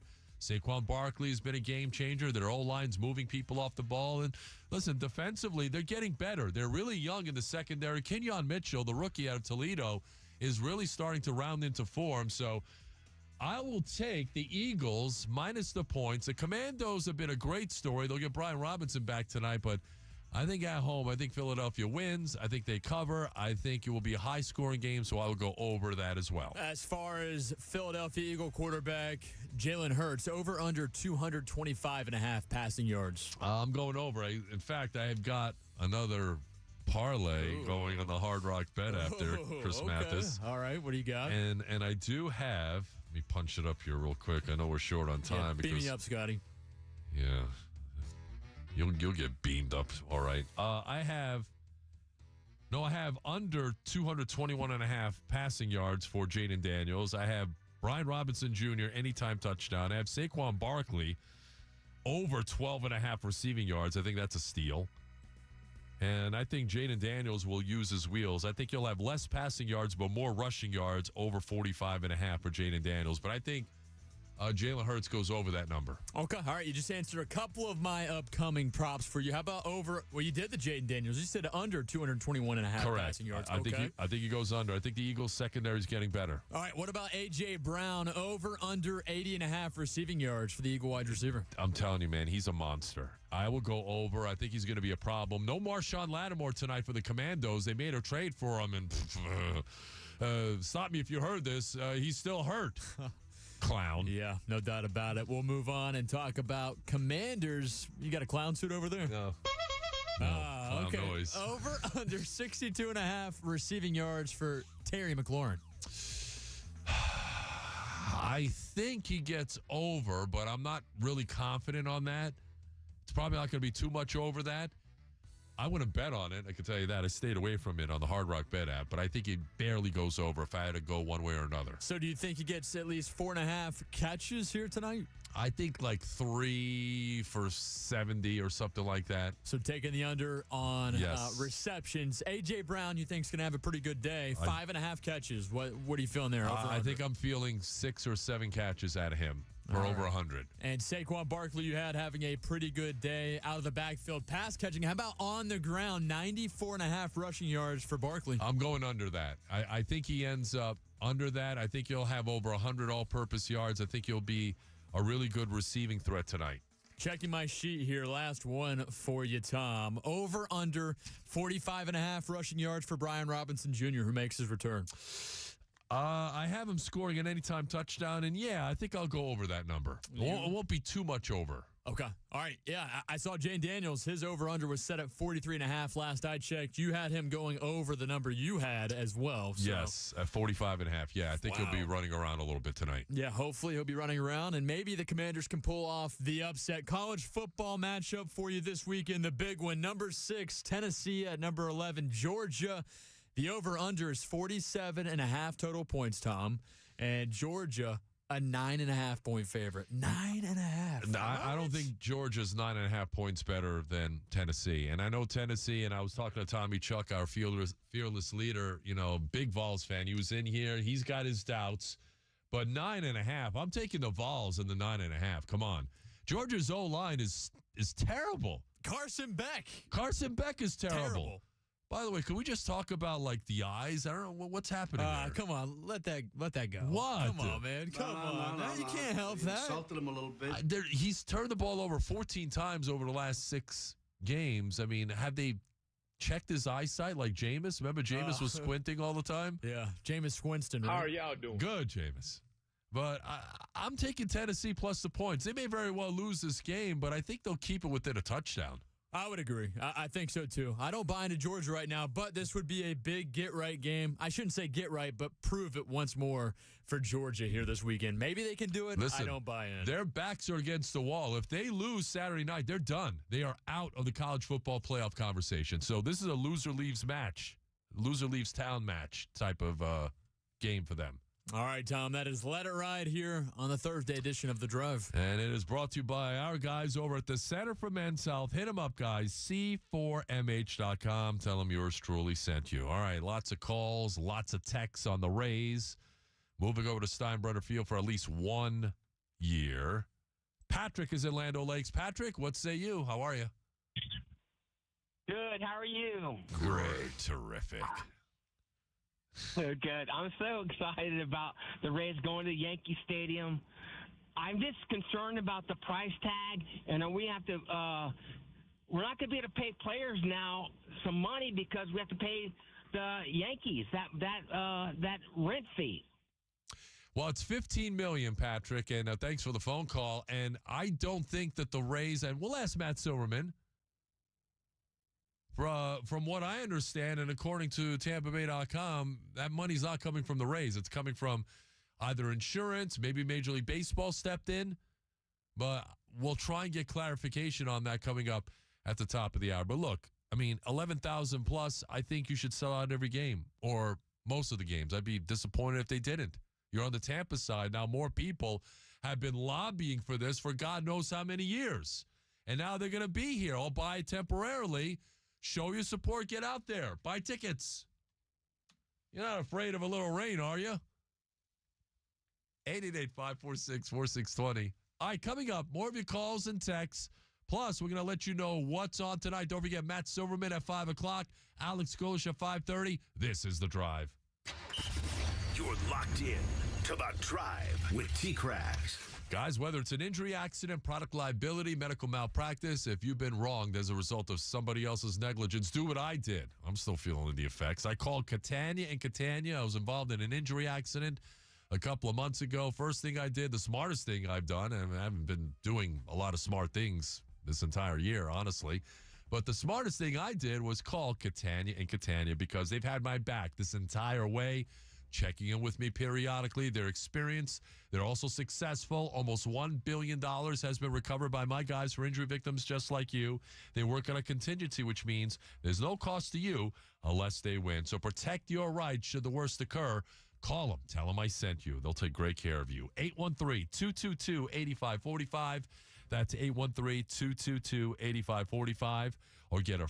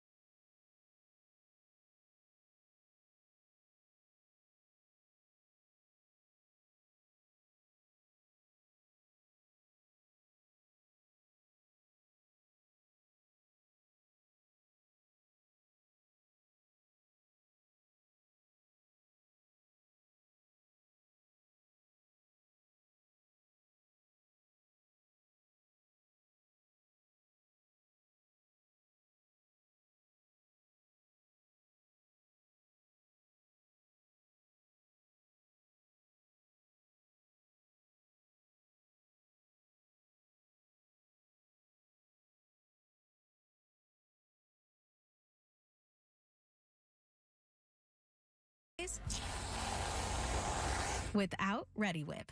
1, 2, 3. Broadcasting live from the Rude Air Conditioning Studios. We are Tampa Bay's home for sports and Buccaneers fans around the world. Over 20 years and counting. 95.3 WDAE and the mighty AM 620. Powered locally by Ferguson HVAC. Begin your drive into the office the right way. The Pat and Aaron Show. Tomorrow morning at 6. Now back to the drive with TKras on WDAE. And streaming live on Alexa and the free iHeartRadio app. What's on tonight with the drive with TKras? Yes, sir. And it's brought to you by our guy, John Howard, and his amazing team at HowardTeamHomeLoans.com. Here's our guy, Chris Mathis. All right, as we talked about earlier, your Tampa Bay Lightning will host the 15-1 overall Winnipeg Jets tonight. Good for Kucherov! Hopefully it will be. Now, Tom, you did take the under, I believe, as far as his 1.5 points, so we shall see if he's able to tack on an assist. Maybe two. We'll find out. That is also on tonight. Thursday Night Football on Amazon Prime. The Eagles will host the Commanders. Really good matchup here in this one. We constructed a W earlier in the program for both of these teams. Should be a great one to keep your eyes on. While you're at it, go check out our YouTube page, 95.3 WDAE and AM 620. It is a new YouTube page. So if you subscribed a couple of weeks ago, a couple of months ago, and think, oh, I'm subscribed, you're not. Go check out the new YouTube channel. Has 105 subscribers. Let's get that up to 150 by 6 o'clock tonight. You guys can do it. If not, I'm disappointed. Nonetheless, that is what's on tonight. Nice job there, Chris Mathis. We'll talk to Matt Silverman, Ray's president, coming up. I got a lot of questions for him. I know he's happy. I mean, they're trying to make the most of what is a very unusual situation, an unprecedented situation with the Trop being damaged, and it won't be repaired until 2026 for a price tag pushing $60 million. But Steinbrenner Field was the best option of the ones that were on the table. There's no question about that. And the Rays will have to make the best of the situation, and they will. They will make the most of it. All right, a couple of texts coming in out of the 727. What if the Rays make the playoffs? Where would they play? They would play at Steinbrenner Field. Their playoff games would take place there.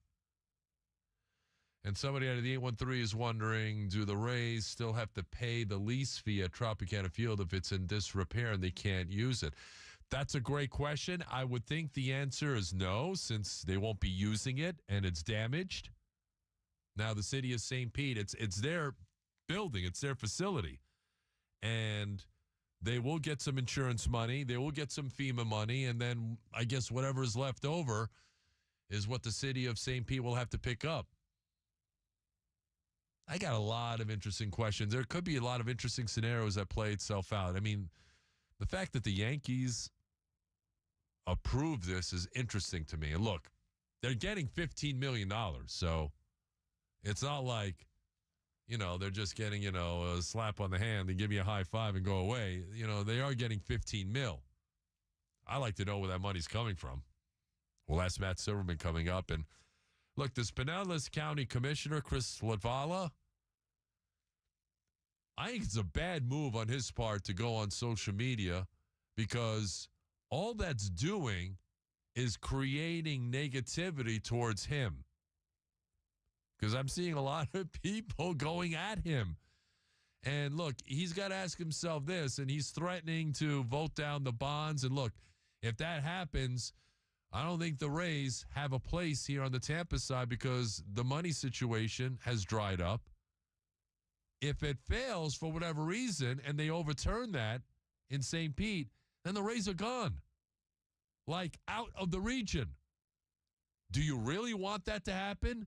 Do you really want that on your resume? Do you really want to be the person that drives them out of here? I don't think so. You got to be very, very careful, okay, about what you're doing.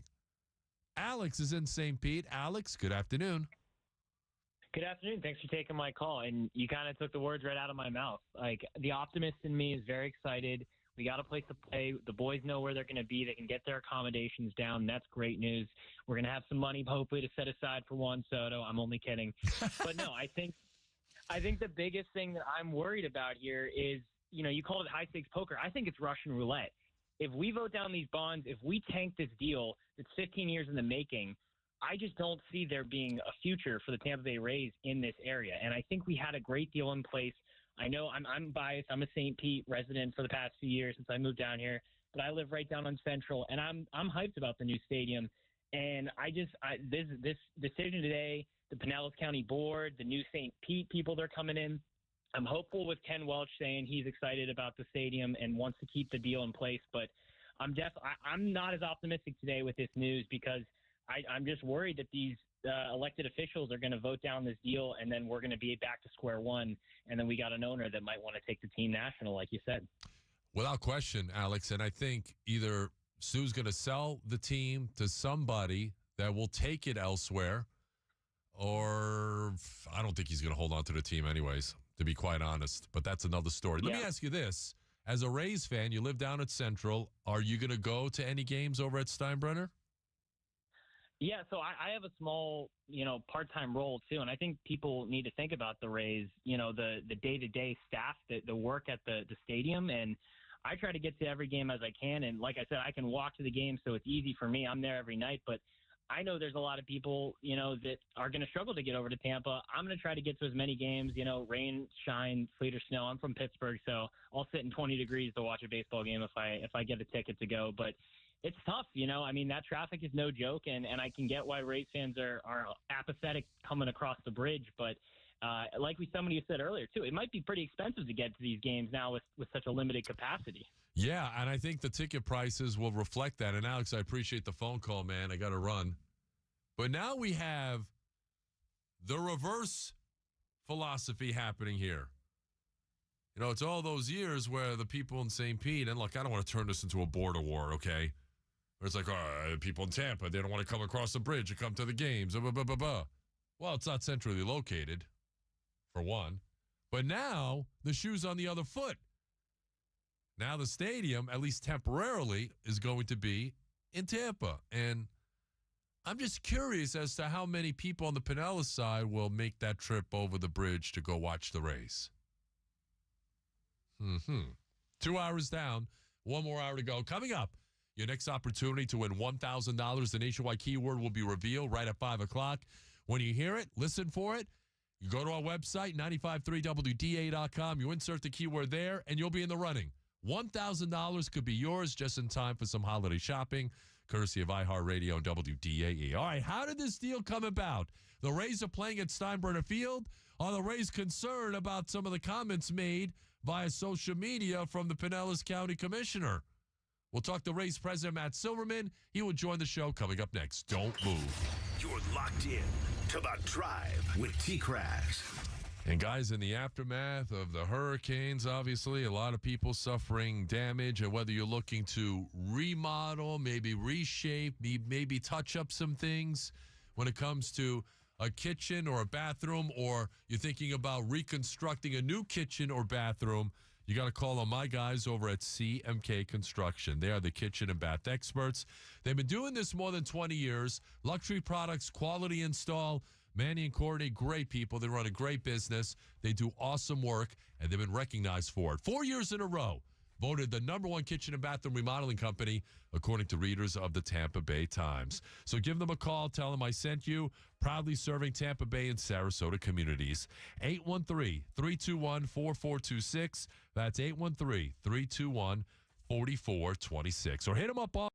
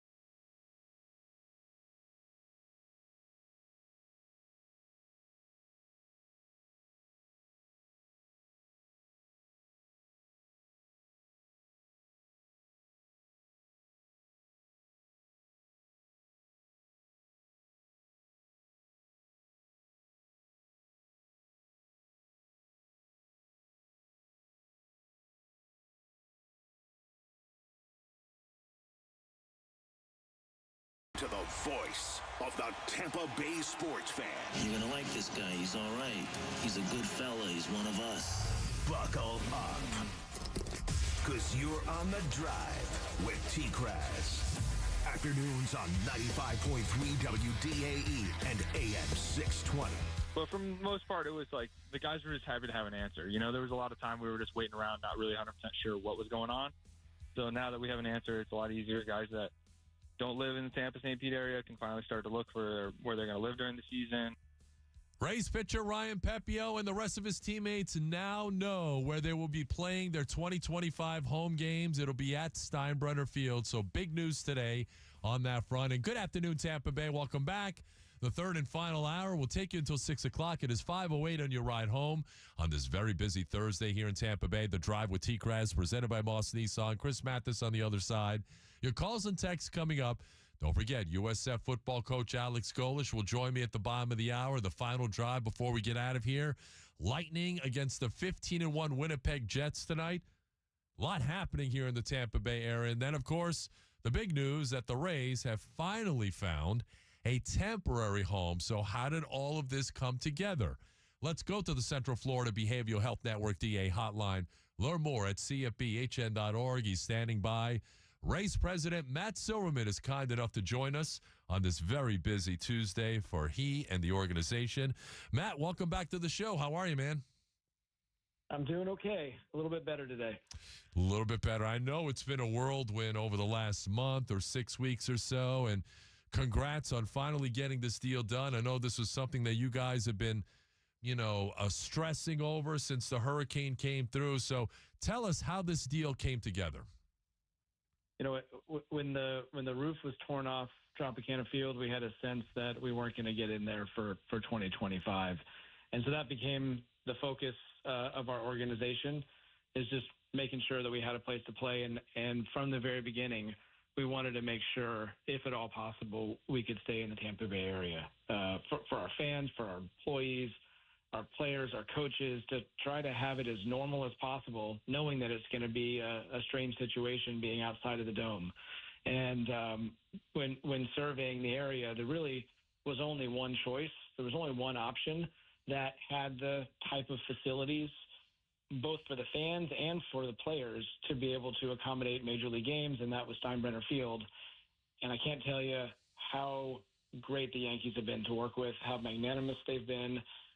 They're bending over backwards to make this happen for us, and we couldn't be prouder to be industry partners with them.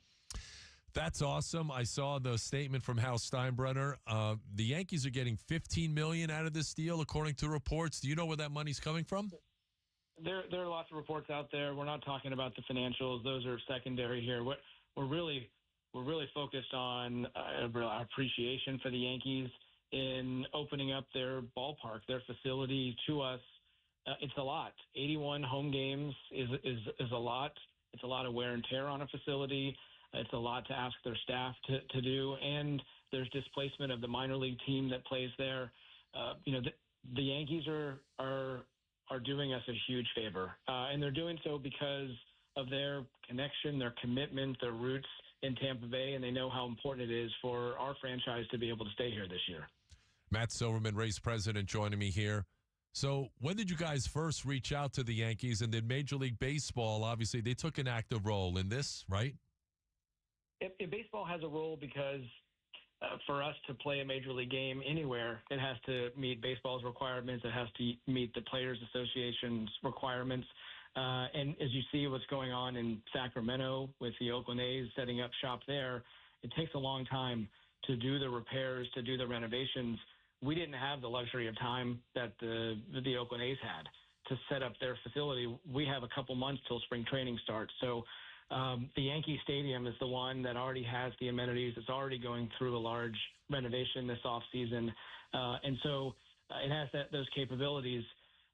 We wanted to start the conversation sooner, but the Yankees were going deep in the playoffs and they were in the World Series. So it wasn't until after the World Series that we began those conversations and pretty quickly realized that we were going to be able to find an agreement there that worked for both parties.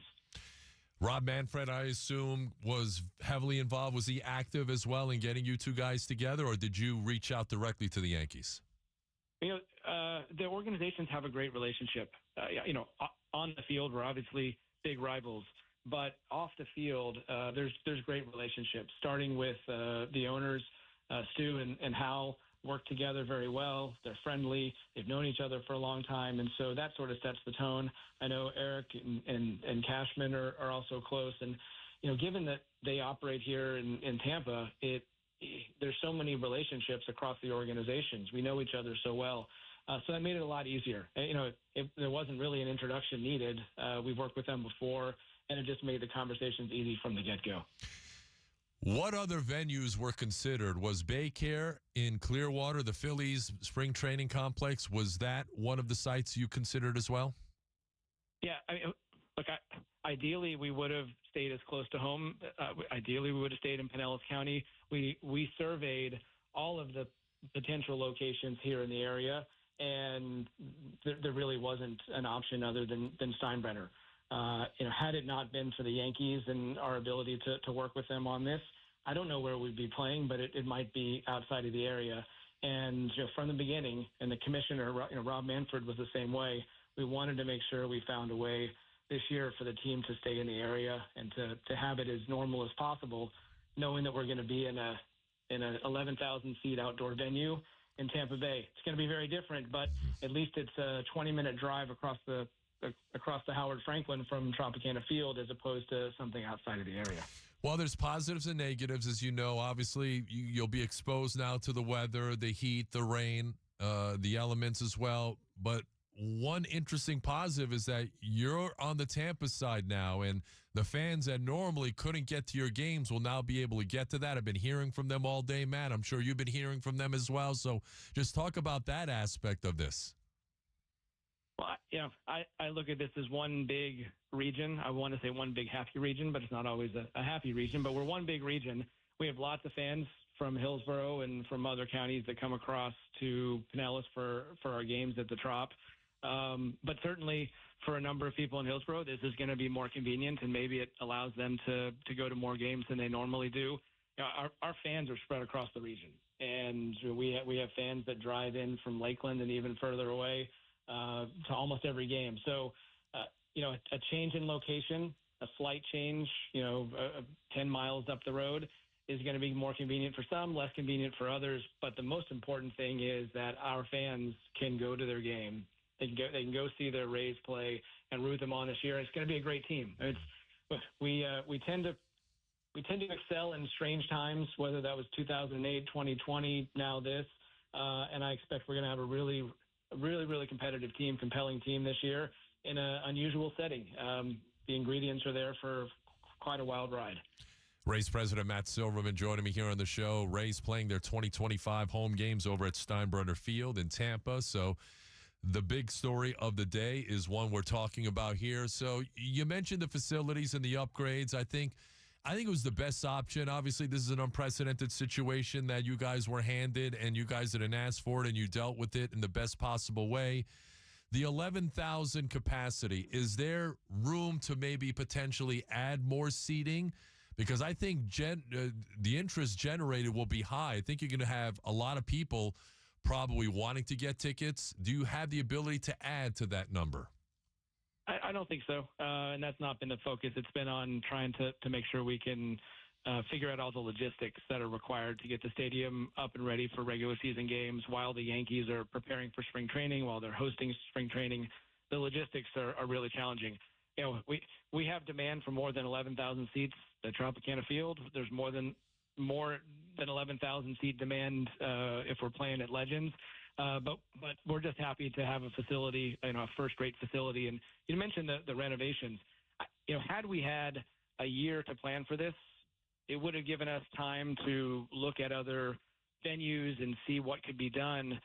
But it takes months and tens of millions of dollars to do the types of renovations that are required by the Players Association and Major League Baseball to have the facilities for a Major League game. And you can't just take a minor league park and say, all right, play a Major League game there. Right. The facilities have to be augmented. So we're just fortunate that Steinbrenner is as close to meeting that as possible. And if not for the clubhouse renovation they're doing this off season for the Yankees spring training, it would have been even more difficult. But we're the beneficiaries of that, and we'll tell our players to take really good care of it and make sure that we return it back to the Yankees in the exact same form that it was in. I feel like I'm talking to my children, but we're gonna, we're taking care of their asset, and we're just fortunate that we were able to figure something out with them. And there's club areas and areas where people can congregate, and you have 13 suites, so there's also a lot of different amenities there that maybe you guys can take advantage of. Look, I can tell you that the interest will be high, and I'm sure you've heard from a lot of people. So what's been the initial reaction from your fan base and the people that you've spoken to? It's been great. And we've had a number of inbound inquiries from fans asking how they can get tickets and how they can get on waiting lists. And it's just great to see that type of excitement for the season. It's been a rough couple of months for our organization and a really rough couple of months for the area as we work through these hurricanes and their impact, and to be able to talk about the season and excitement and fans getting ready for it, and just the text messages I've gotten from friends on all sides of the Bay, just excited to know the team is going to be playing here locally at Steinbrenner Field. It's a little bit of good news, and we needed some good news. You mentioned logistics, so a lot of fans are wondering, season tickets, are you going to sell individual tickets? Do you know how that's going to work yet? No, we're working on that right now. We're going to have our first meeting with the Yankees, and putting all the staffs together probably sometime next week, and start to work through all of those issues, the challenges, opportunities to be able to take our season ticket base and move them over potentially to Steinbrenner, and then figure out how we're going to sell seasons and packages and groups. There's no playbook for it, but our organization tends to excel when there isn't a playbook, and I think it'll be a fun opportunity for us to figure out ways to satisfy as many fans as possible, and to have Major League Baseball outdoor in Tampa Bay. We never had that before. It's a great opportunity, and I think, especially when you're sitting there in April and May, it's going to be glorious being outside on those spring nights, and our fans are going to really love it. I can't wait. Rays President Matt Silverman is with me here on the drive, talking about the Rays moving temporarily for next season to Steinbrenner Field. Now, not everybody's happy, Matt, as you know, and I've seen the comments, through social media. Chris Latvala, he's with the Pinellas County Commission. He's making some interesting comments about how you guys didn't really consider Pinellas or the Bay Care facility. You just went over to Tampa, and now he's threatening maybe to vote down the bond. So what's your reaction to what he is putting out there? I said before, we're happy that we were able to figure out how to stay in the area and make sure that our fans could be able to go to our game. And that was the priority, and I wish there were more options, but there wasn't. And I'm just thankful that the Yankees extended their hand to help us out. And I can't underscore how much work it's going to take for the Yankees organization, and they are willingly, gladly accepting this work to help out a fellow team. It means so much. I know other organizations would do the same, but the Yankees did that. They had the facility, and we're just fortunate. Are you concerned that this bond vote might be in peril? We'll talk about that another day. Today we're talking about the fact that we know where we're playing games. We know that Brandon Lau's going to be sitting there hitting against that short porch in right field. And we get to talk a little bit about baseball, and that's a nice change from the conversations we've been having the last couple of months. And I assume, obviously, that the Players Union, they signed off on this, right? Yeah, the Players Union will continue to work on this, and they're going to have final approval. But the Major League Baseball and the Players Association had conversations, and the Players Association was aware. They too recognized that there was only one option here in the area to get a facility up to Major League standards, and so they're understanding. They're understanding of the situation. At the same time, they're going to make sure that we and the Yankees put the proper amenities into the facility, especially on the visiting side, so that it's up to Major League standards. Well, I can hardly wait. Thursday, March the 27th, opening day, Rays, Colorado Rockies at Steinbrenner Field.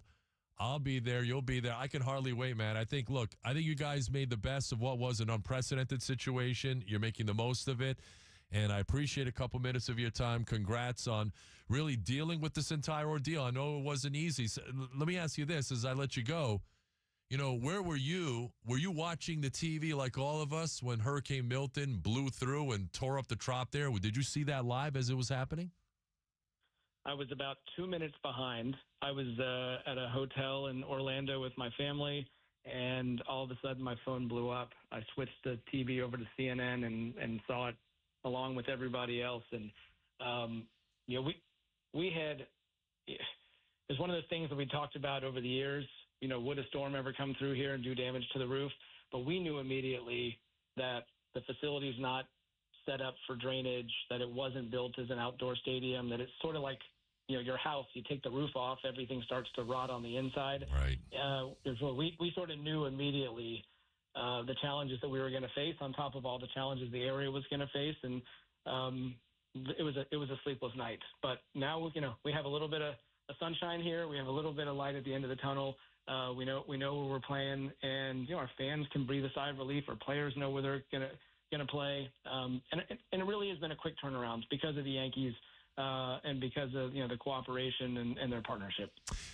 And I promise this is the last question because I know you've had a harrowing day. Are you confident that the repairs to the trop will be made in a timely manner so that you can go back there in 26? We're reviewing the city's report now, and we're working with the city and maintaining consistent dialogue to make sure that we can figure that out because that's important for us to know where we can play in 2026. All right, he's Rays president Matt Silverman. Matt, I really appreciate a few minutes of your time. Thanks for joining us, and we'll talk very soon. Sounds good. Thanks. You got it. That's Matt Silverman. Great stuff there. Very interesting. You want to know part of the Pinellas County Commission and Chris Ladvala and his comments. He's like, well, we'll cross that bridge when we get to it. Interesting. A lot of information there. They're still working out the logistics in terms of, I don't know if they're going to do season tickets there. They may just have, single ticket plans. The Rays are still trying to work that out. 888-546-4620. Really interesting. So it looks like the Rays and the Yankees came to some sort of financial agreement. And you want to talk about the $15 million, but, it sounds like obviously the Yankees receive some compensation for the Rays using their facility. That's what it sounds like to me. So what you're saying is if the Yankees were to go and win the World Series, the Rays would have paid to help them get there? No. That's but not good. We got baseball in Tampa Bay. I'm kind of surprised. And I know, look, the Rays and the Yankees they're rivals. They're competitors. They're lending a helping hand to each other, which is interesting to me. All right, coming up, we're on the air until 6.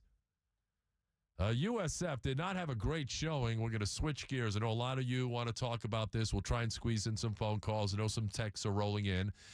But what in the world happened last week when USF tangled with Navy, and where do they go from here? USF head football coach Alex Golesh will join the show next. You're locked in to The Drive with TKras. Guys, be careful out there riding around on a Thursday. I'm going out later to celebrate my mom's birthday. Looking forward to that as well. But if you or someone you love happens to be banged up in an injury accident, product liability, medical malpractice, call on my guys over at Catania and Catania, the personal injury law firm that's looking after you, Tampa Bay. They've been looking after you for the last 30 years. Now they're looking after me. They work on a contingency, which means they don't get paid unless you get paid. But they've been getting a lot of money for their clients, almost $1 billion over the years. So protect your rights of protecting mine. Catania and Catania is where it's at. 813-222-8545. That's 813-222-8545. Or get a free evaluation.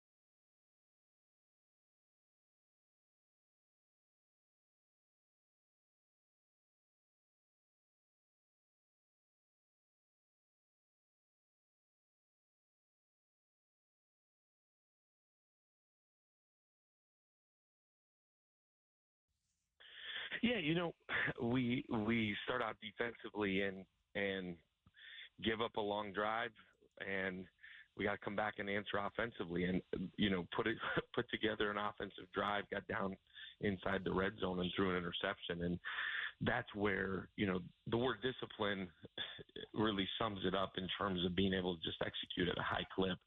And a lot of people take it as penalties or things like that. It wasn't like we actually had the best week we'd had in terms of penalties.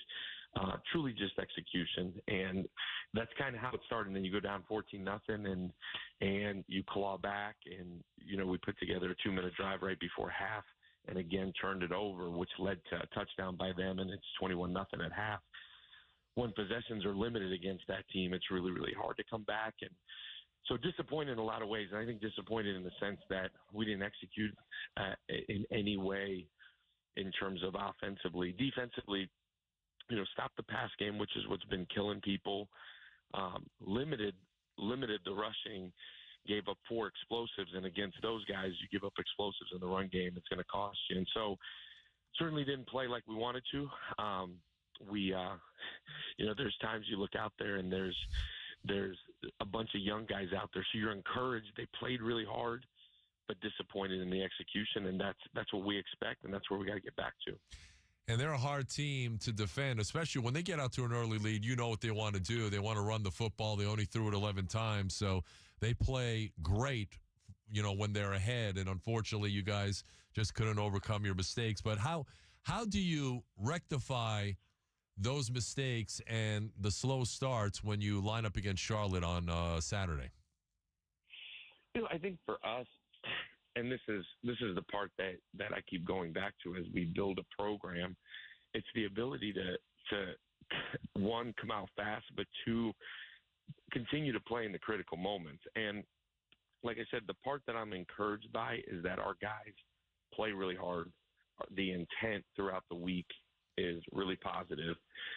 Now it's a matter of executing at a high clip. And, I said it after the game where there's moments a week ago where you feel like, man, it feels in a lot of ways like year one. And I say it in the context of you got a quarterback that's in his 3rd or 4th start. You've got, we're playing for a majority of the game, you're playing 3 freshmen or redshirt freshmen wideouts. And defensively, there was a point I look out there and there's 3 true freshman D linemen out there at the same time. And so you're making some young guy mistakes, even though you feel like, man, it's year 2 and you feel like you should not, but you are. And again, my job to get us over those mistakes. And I feel like the more they play, the more they'll be consistent in how they play. And again, when the effort's there, now it's truly an execution standpoint in the right moments. And again, that's us as coaches, and that's these guys growing up, and feel like we're growing together. USF head football coach Alex Golich is joining me here on The Drive. USF in Charlotte this weekend. So starting quarterback Byron Brown has been out the last several weeks with that leg injury. Is there an update? Are you expecting him back at any point? Yeah, we certainly are. This is the best he's looked all week, or all since the injury this whole week. And I think I said it last week, he's such a unique athlete at the quarterback position because he does so much with his feet, creates so much with his feet, which is what makes him really special. At the same time, he's got to feel close to right in order to be able to move around and do what he does. And this is as close as he's been. We'll make a decision tomorrow and roll with it. He's as close to available as he's been. I think we've waited till Friday, the last couple of weeks, to make a decision, and we'll see where he's at. If not, Bryce and Izzy will be ready to roll, and we're going to go execute at a high clip. And from a leadership perspective, I mean, that would be a huge shot in the arm, as well as being the dual threat at the quarterback position. I think that's something that you need, that lift, right? Offensively, you need leadership, especially with so many young guys that you're relying on, right? You do. And I think that's probably the biggest thing that for us as we're in the tail end of year 2 here, that's the biggest part that I feel like we're we're still pushing in terms of player-driven team rather than coach-driven team. And that leadership, when you have older guys that are experienced, that are confident in what they're doing, makes it a little bit easier because the leadership comes from within the locker room. Right now, we've got a team that's really, really eager, really, really excited, are willing to do any amount of work it takes to go be successful. But in a lot of ways, that leadership is still coming from the coaches. And as we continue to groom these guys to become really good leaders, a kid like Byram is a natural leader. It's easy when it comes from the quarterback position. So certainly from a leadership standpoint, you're missing that in a big way. Bryce has grown in that way in a lot of ways, but you're certainly you're missing a guy that's one, a leader, two, has shown over 2 years that guys will rally behind. And I think our guys, to our guys' credit, have rallied behind Bryce and have done a really good job of supporting him. You're still missing that leadership. And, man, you're absolutely right where it would certainly be a huge positive for us. 3 games left. You got to win 2 of your last 3 to be bowl eligible.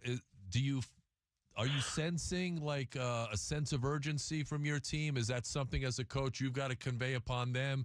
I know what you're going to say. You got to focus on the game Saturday, which you're absolutely right. But is there a sense of urgency now because you're getting toward the end and you need to accomplish that goal? Man, to be honest with you, in elite programs, there's a sense of urgency every day when you wake up. And I do feel like we've had that all the way through. I don't know if there's a different sense of urgency. I think we know what we've got to get done this week. And you're right. You knew my answer. And when I tell you we don't talk about any sort of end result or goal, or like, we're going to get this program to a point where you're not chasing bowl eligibility. You're chasing bigger things.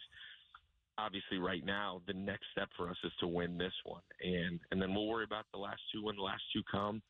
But we certainly, I'd be lying to you if I told you the guys aren't aware of it, or they want to keep playing. They want to continue to play. Obviously, together, more than anything, as a coach, you want to continue to play so that you have this extra month to continue to grow and develop the program.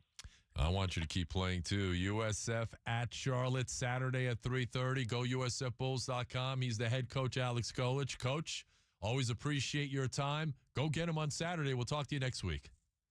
Thank you. Go Bulls. Appreciate y'all. Go Bulls. That's Coach Alex Golich. Always great to spend a couple minutes with him. They need Byron Brown back. I mean, look, Bryce Archie, good kid. And, he played well in spurts and a couple of their other games. The FAU game, second half, I thought he played smart football. But, that interception early, really killed them. 3 turnovers. It just can't happen. Yeah, you're talking about Byron Brown, a guy who kept them in the game for, 3 quarters at both matchups this year and last year against Alabama. So they need him back. Yeah. The versatility is unreal. The versatility, and plus, you mentioned the leadership ability. And look, there's a lot of young guys that were out on that field against Navy. A lot of young guys. There's a lot of young guys over here, too. Not me, but Chris Mathis is still fairly young guy. Byron Brown, I don't know if he drinks the chocolate milk like I do, but I am older than him, so. Yeah, you are. Maybe he does. No, he's older than you, actually. All right, when we come back, it's been a very busy show. We've got the final drive, final thoughts before we get out of here, and that's coming up next. You're tuned in to The Drive with TKras. It is The Drive. It is presented by my guys over at Moss Nissan, where the goal is to never lose your business over price. My guy, Brad Meredith, and the people there are getting it done, man. Customer service and satisfaction, their number one priority. And guess what? This entire month of November, they've got their Black Friday savings going on all month long. They've got the best selection of new Nissans in the Tampa Bay area. And get this, Chris Mathis, no payments until 2025. You know what else they have, Tom? I can't confirm that they have chocolate milk, but they do have coffee. They also have freshly baked cookies there in the showroom, too. But more importantly, they have rates as low as 0%. And they're offering pre-owned vehicles priced wholesale to all of you, the public. The freshly baked cookies are to die for over at Moss Nissan. I can tell you that. I can confirm it's phenomenal. Plus, they also have every purchase coming with the industry-exclusive Moss Care, which includes lifetime oil changes, tire rotations, and so much more. I bought my last 2 vehicles over at Moss. I've got Moss Care. We're going to be live next Friday at the Moss Nissan in North Tampa. And just so you know, I need some help. Brandon, Cruz, and Tony, I'm coming by. I need my car service. I need an oil change. I need a tire rotation. And I trust those guys with my vehicle. You should as well. So check them out. The 3 locations, Tampa.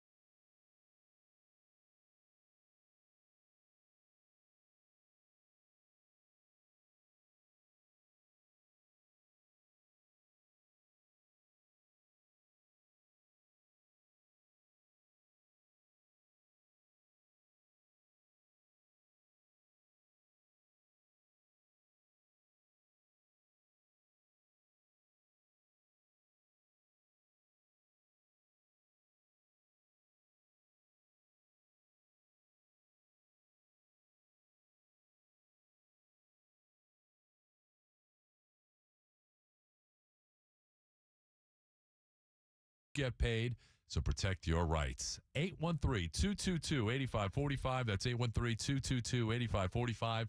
Or get a free evaluation of your case online at Catania and Catania.com, where they put families first. Office Tampa, non-attorney spokesman. All right, a couple of things before we go. Mike Edwards is back with the Buccaneers.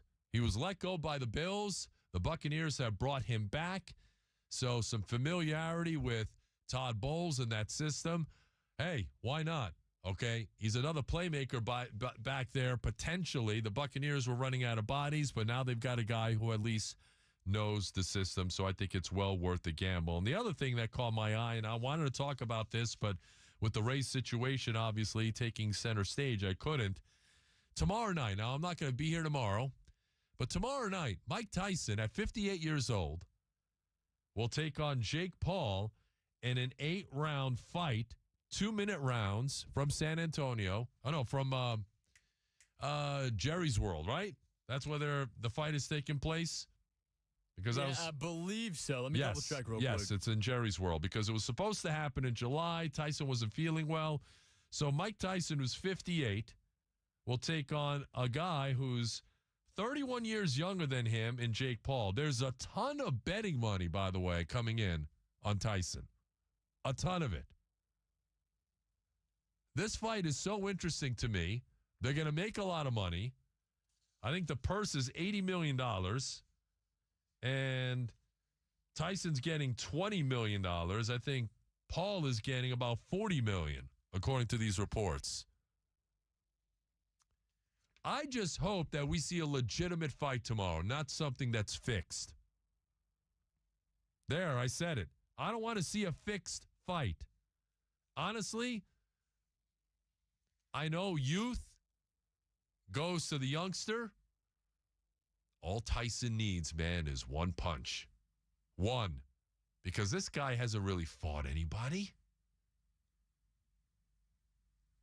I think Tyson puts him through the ropes, end of the second round. There's my prediction. Tyson in 2 tomorrow night from Jerry's World. Oh, that's going to be something to watch. Tyson on why he's fighting. Why? Well, it's the family's everything. But my kids, to my children, I'm nobody. But that night they're going to find out their father's very special. I think he's got 20 million reasons why he's fighting. And Jake Paul has legitimately embraced the heel role. He's like, well, I want to show people what a good person I am, but nobody's paying attention, so screw it. I'm just going to be me. And if people, and look, I think it's very smart of him to take on the heel role because it's going to make him more money. Everyone's got to have a villain to root against or hate. Kind of like Roddy Piper back in the mid-'80s with the WWF. But he wants to be that heel, and he's talking about wanting to fight a legitimate contender. What? When can we expect you to start fighting legitimate contending fighters in your given weight class? I think you're the same dumbass from the other venue. I am asked that same dumbass question. And you didn't answer. And you're sitting here disrespecting Mike Tyson to his face once again. I asked you a Do question. you not think that he's a serious boxer? Yeah, he walks away. Not at age 58. Mike Tyson hasn't fought in almost 20 years. Yeah, the endurance is going to be the problem. Fortunately, it's 8 2-minute rounds, right? 8 2-minute rounds. So if Tyson's going to pull this off, he's going to have to do it in the first 2 rounds. There's no way. 3 tops. That's not going to happen. Now, I've seen, look, he's got the experience. Jake Paul doesn't. And Tyson still, at the age of 58, I wouldn't want to fight him. You want to get in the ring with that guy? And if Jake Paul's going to win, he's got to do what Lennox Lewis did to Tyson years ago. He's got to use that reach. He's 6'1", jab, keep Tyson away. Because if Tyson gets inside and lands one of those uppercuts, good night, Irene. Who do you think's thinking about this match more as far as who's, I don't know if nervous is the term, but more unsure than the other? It's got to be Tyson, right? Yes. It's got to be Tyson. Because he's 50. He's pushing 60. And he's getting back in that ring. So what's the question? Well, the question here is, Tommy Boy, is when did you realize Father Time was getting to you? But Tyson has got 20 million reasons why he wants this fight. Now, he keeps himself in really good shape for a man in his late 50s. But if this is going to be quite the spectacle. I don't know how to feel about this. All I know is I'm going to watch it out of sheer curiosity, as will a lot of other people. And there's a ton of betting money coming in on it. BetMGM said that they've gotten more bets on this fight than any other fight that they've ever had. I think Tyson puts him through the ropes, round two. Choke him, choke him, choke him.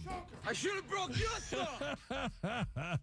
All right, I want to thank our guests, Alex Golish, Matt Silverman, Ryan Pepio, our guy, Rick Stroud. Awesome. Tomorrow, Ronnie Lane's filling in while I'm out. Yeah, that is correct. Ronnie Lane and myself from 3 to 6 tomorrow. Oh, so baby. We'll continue rocking along. Mailbag's still in play, Tom, so we're going to poke fun at you. All right, just like everybody else in my life. All right, ladies and gentlemen, enjoy the rest of your night, everyone. I'll see you guys next week.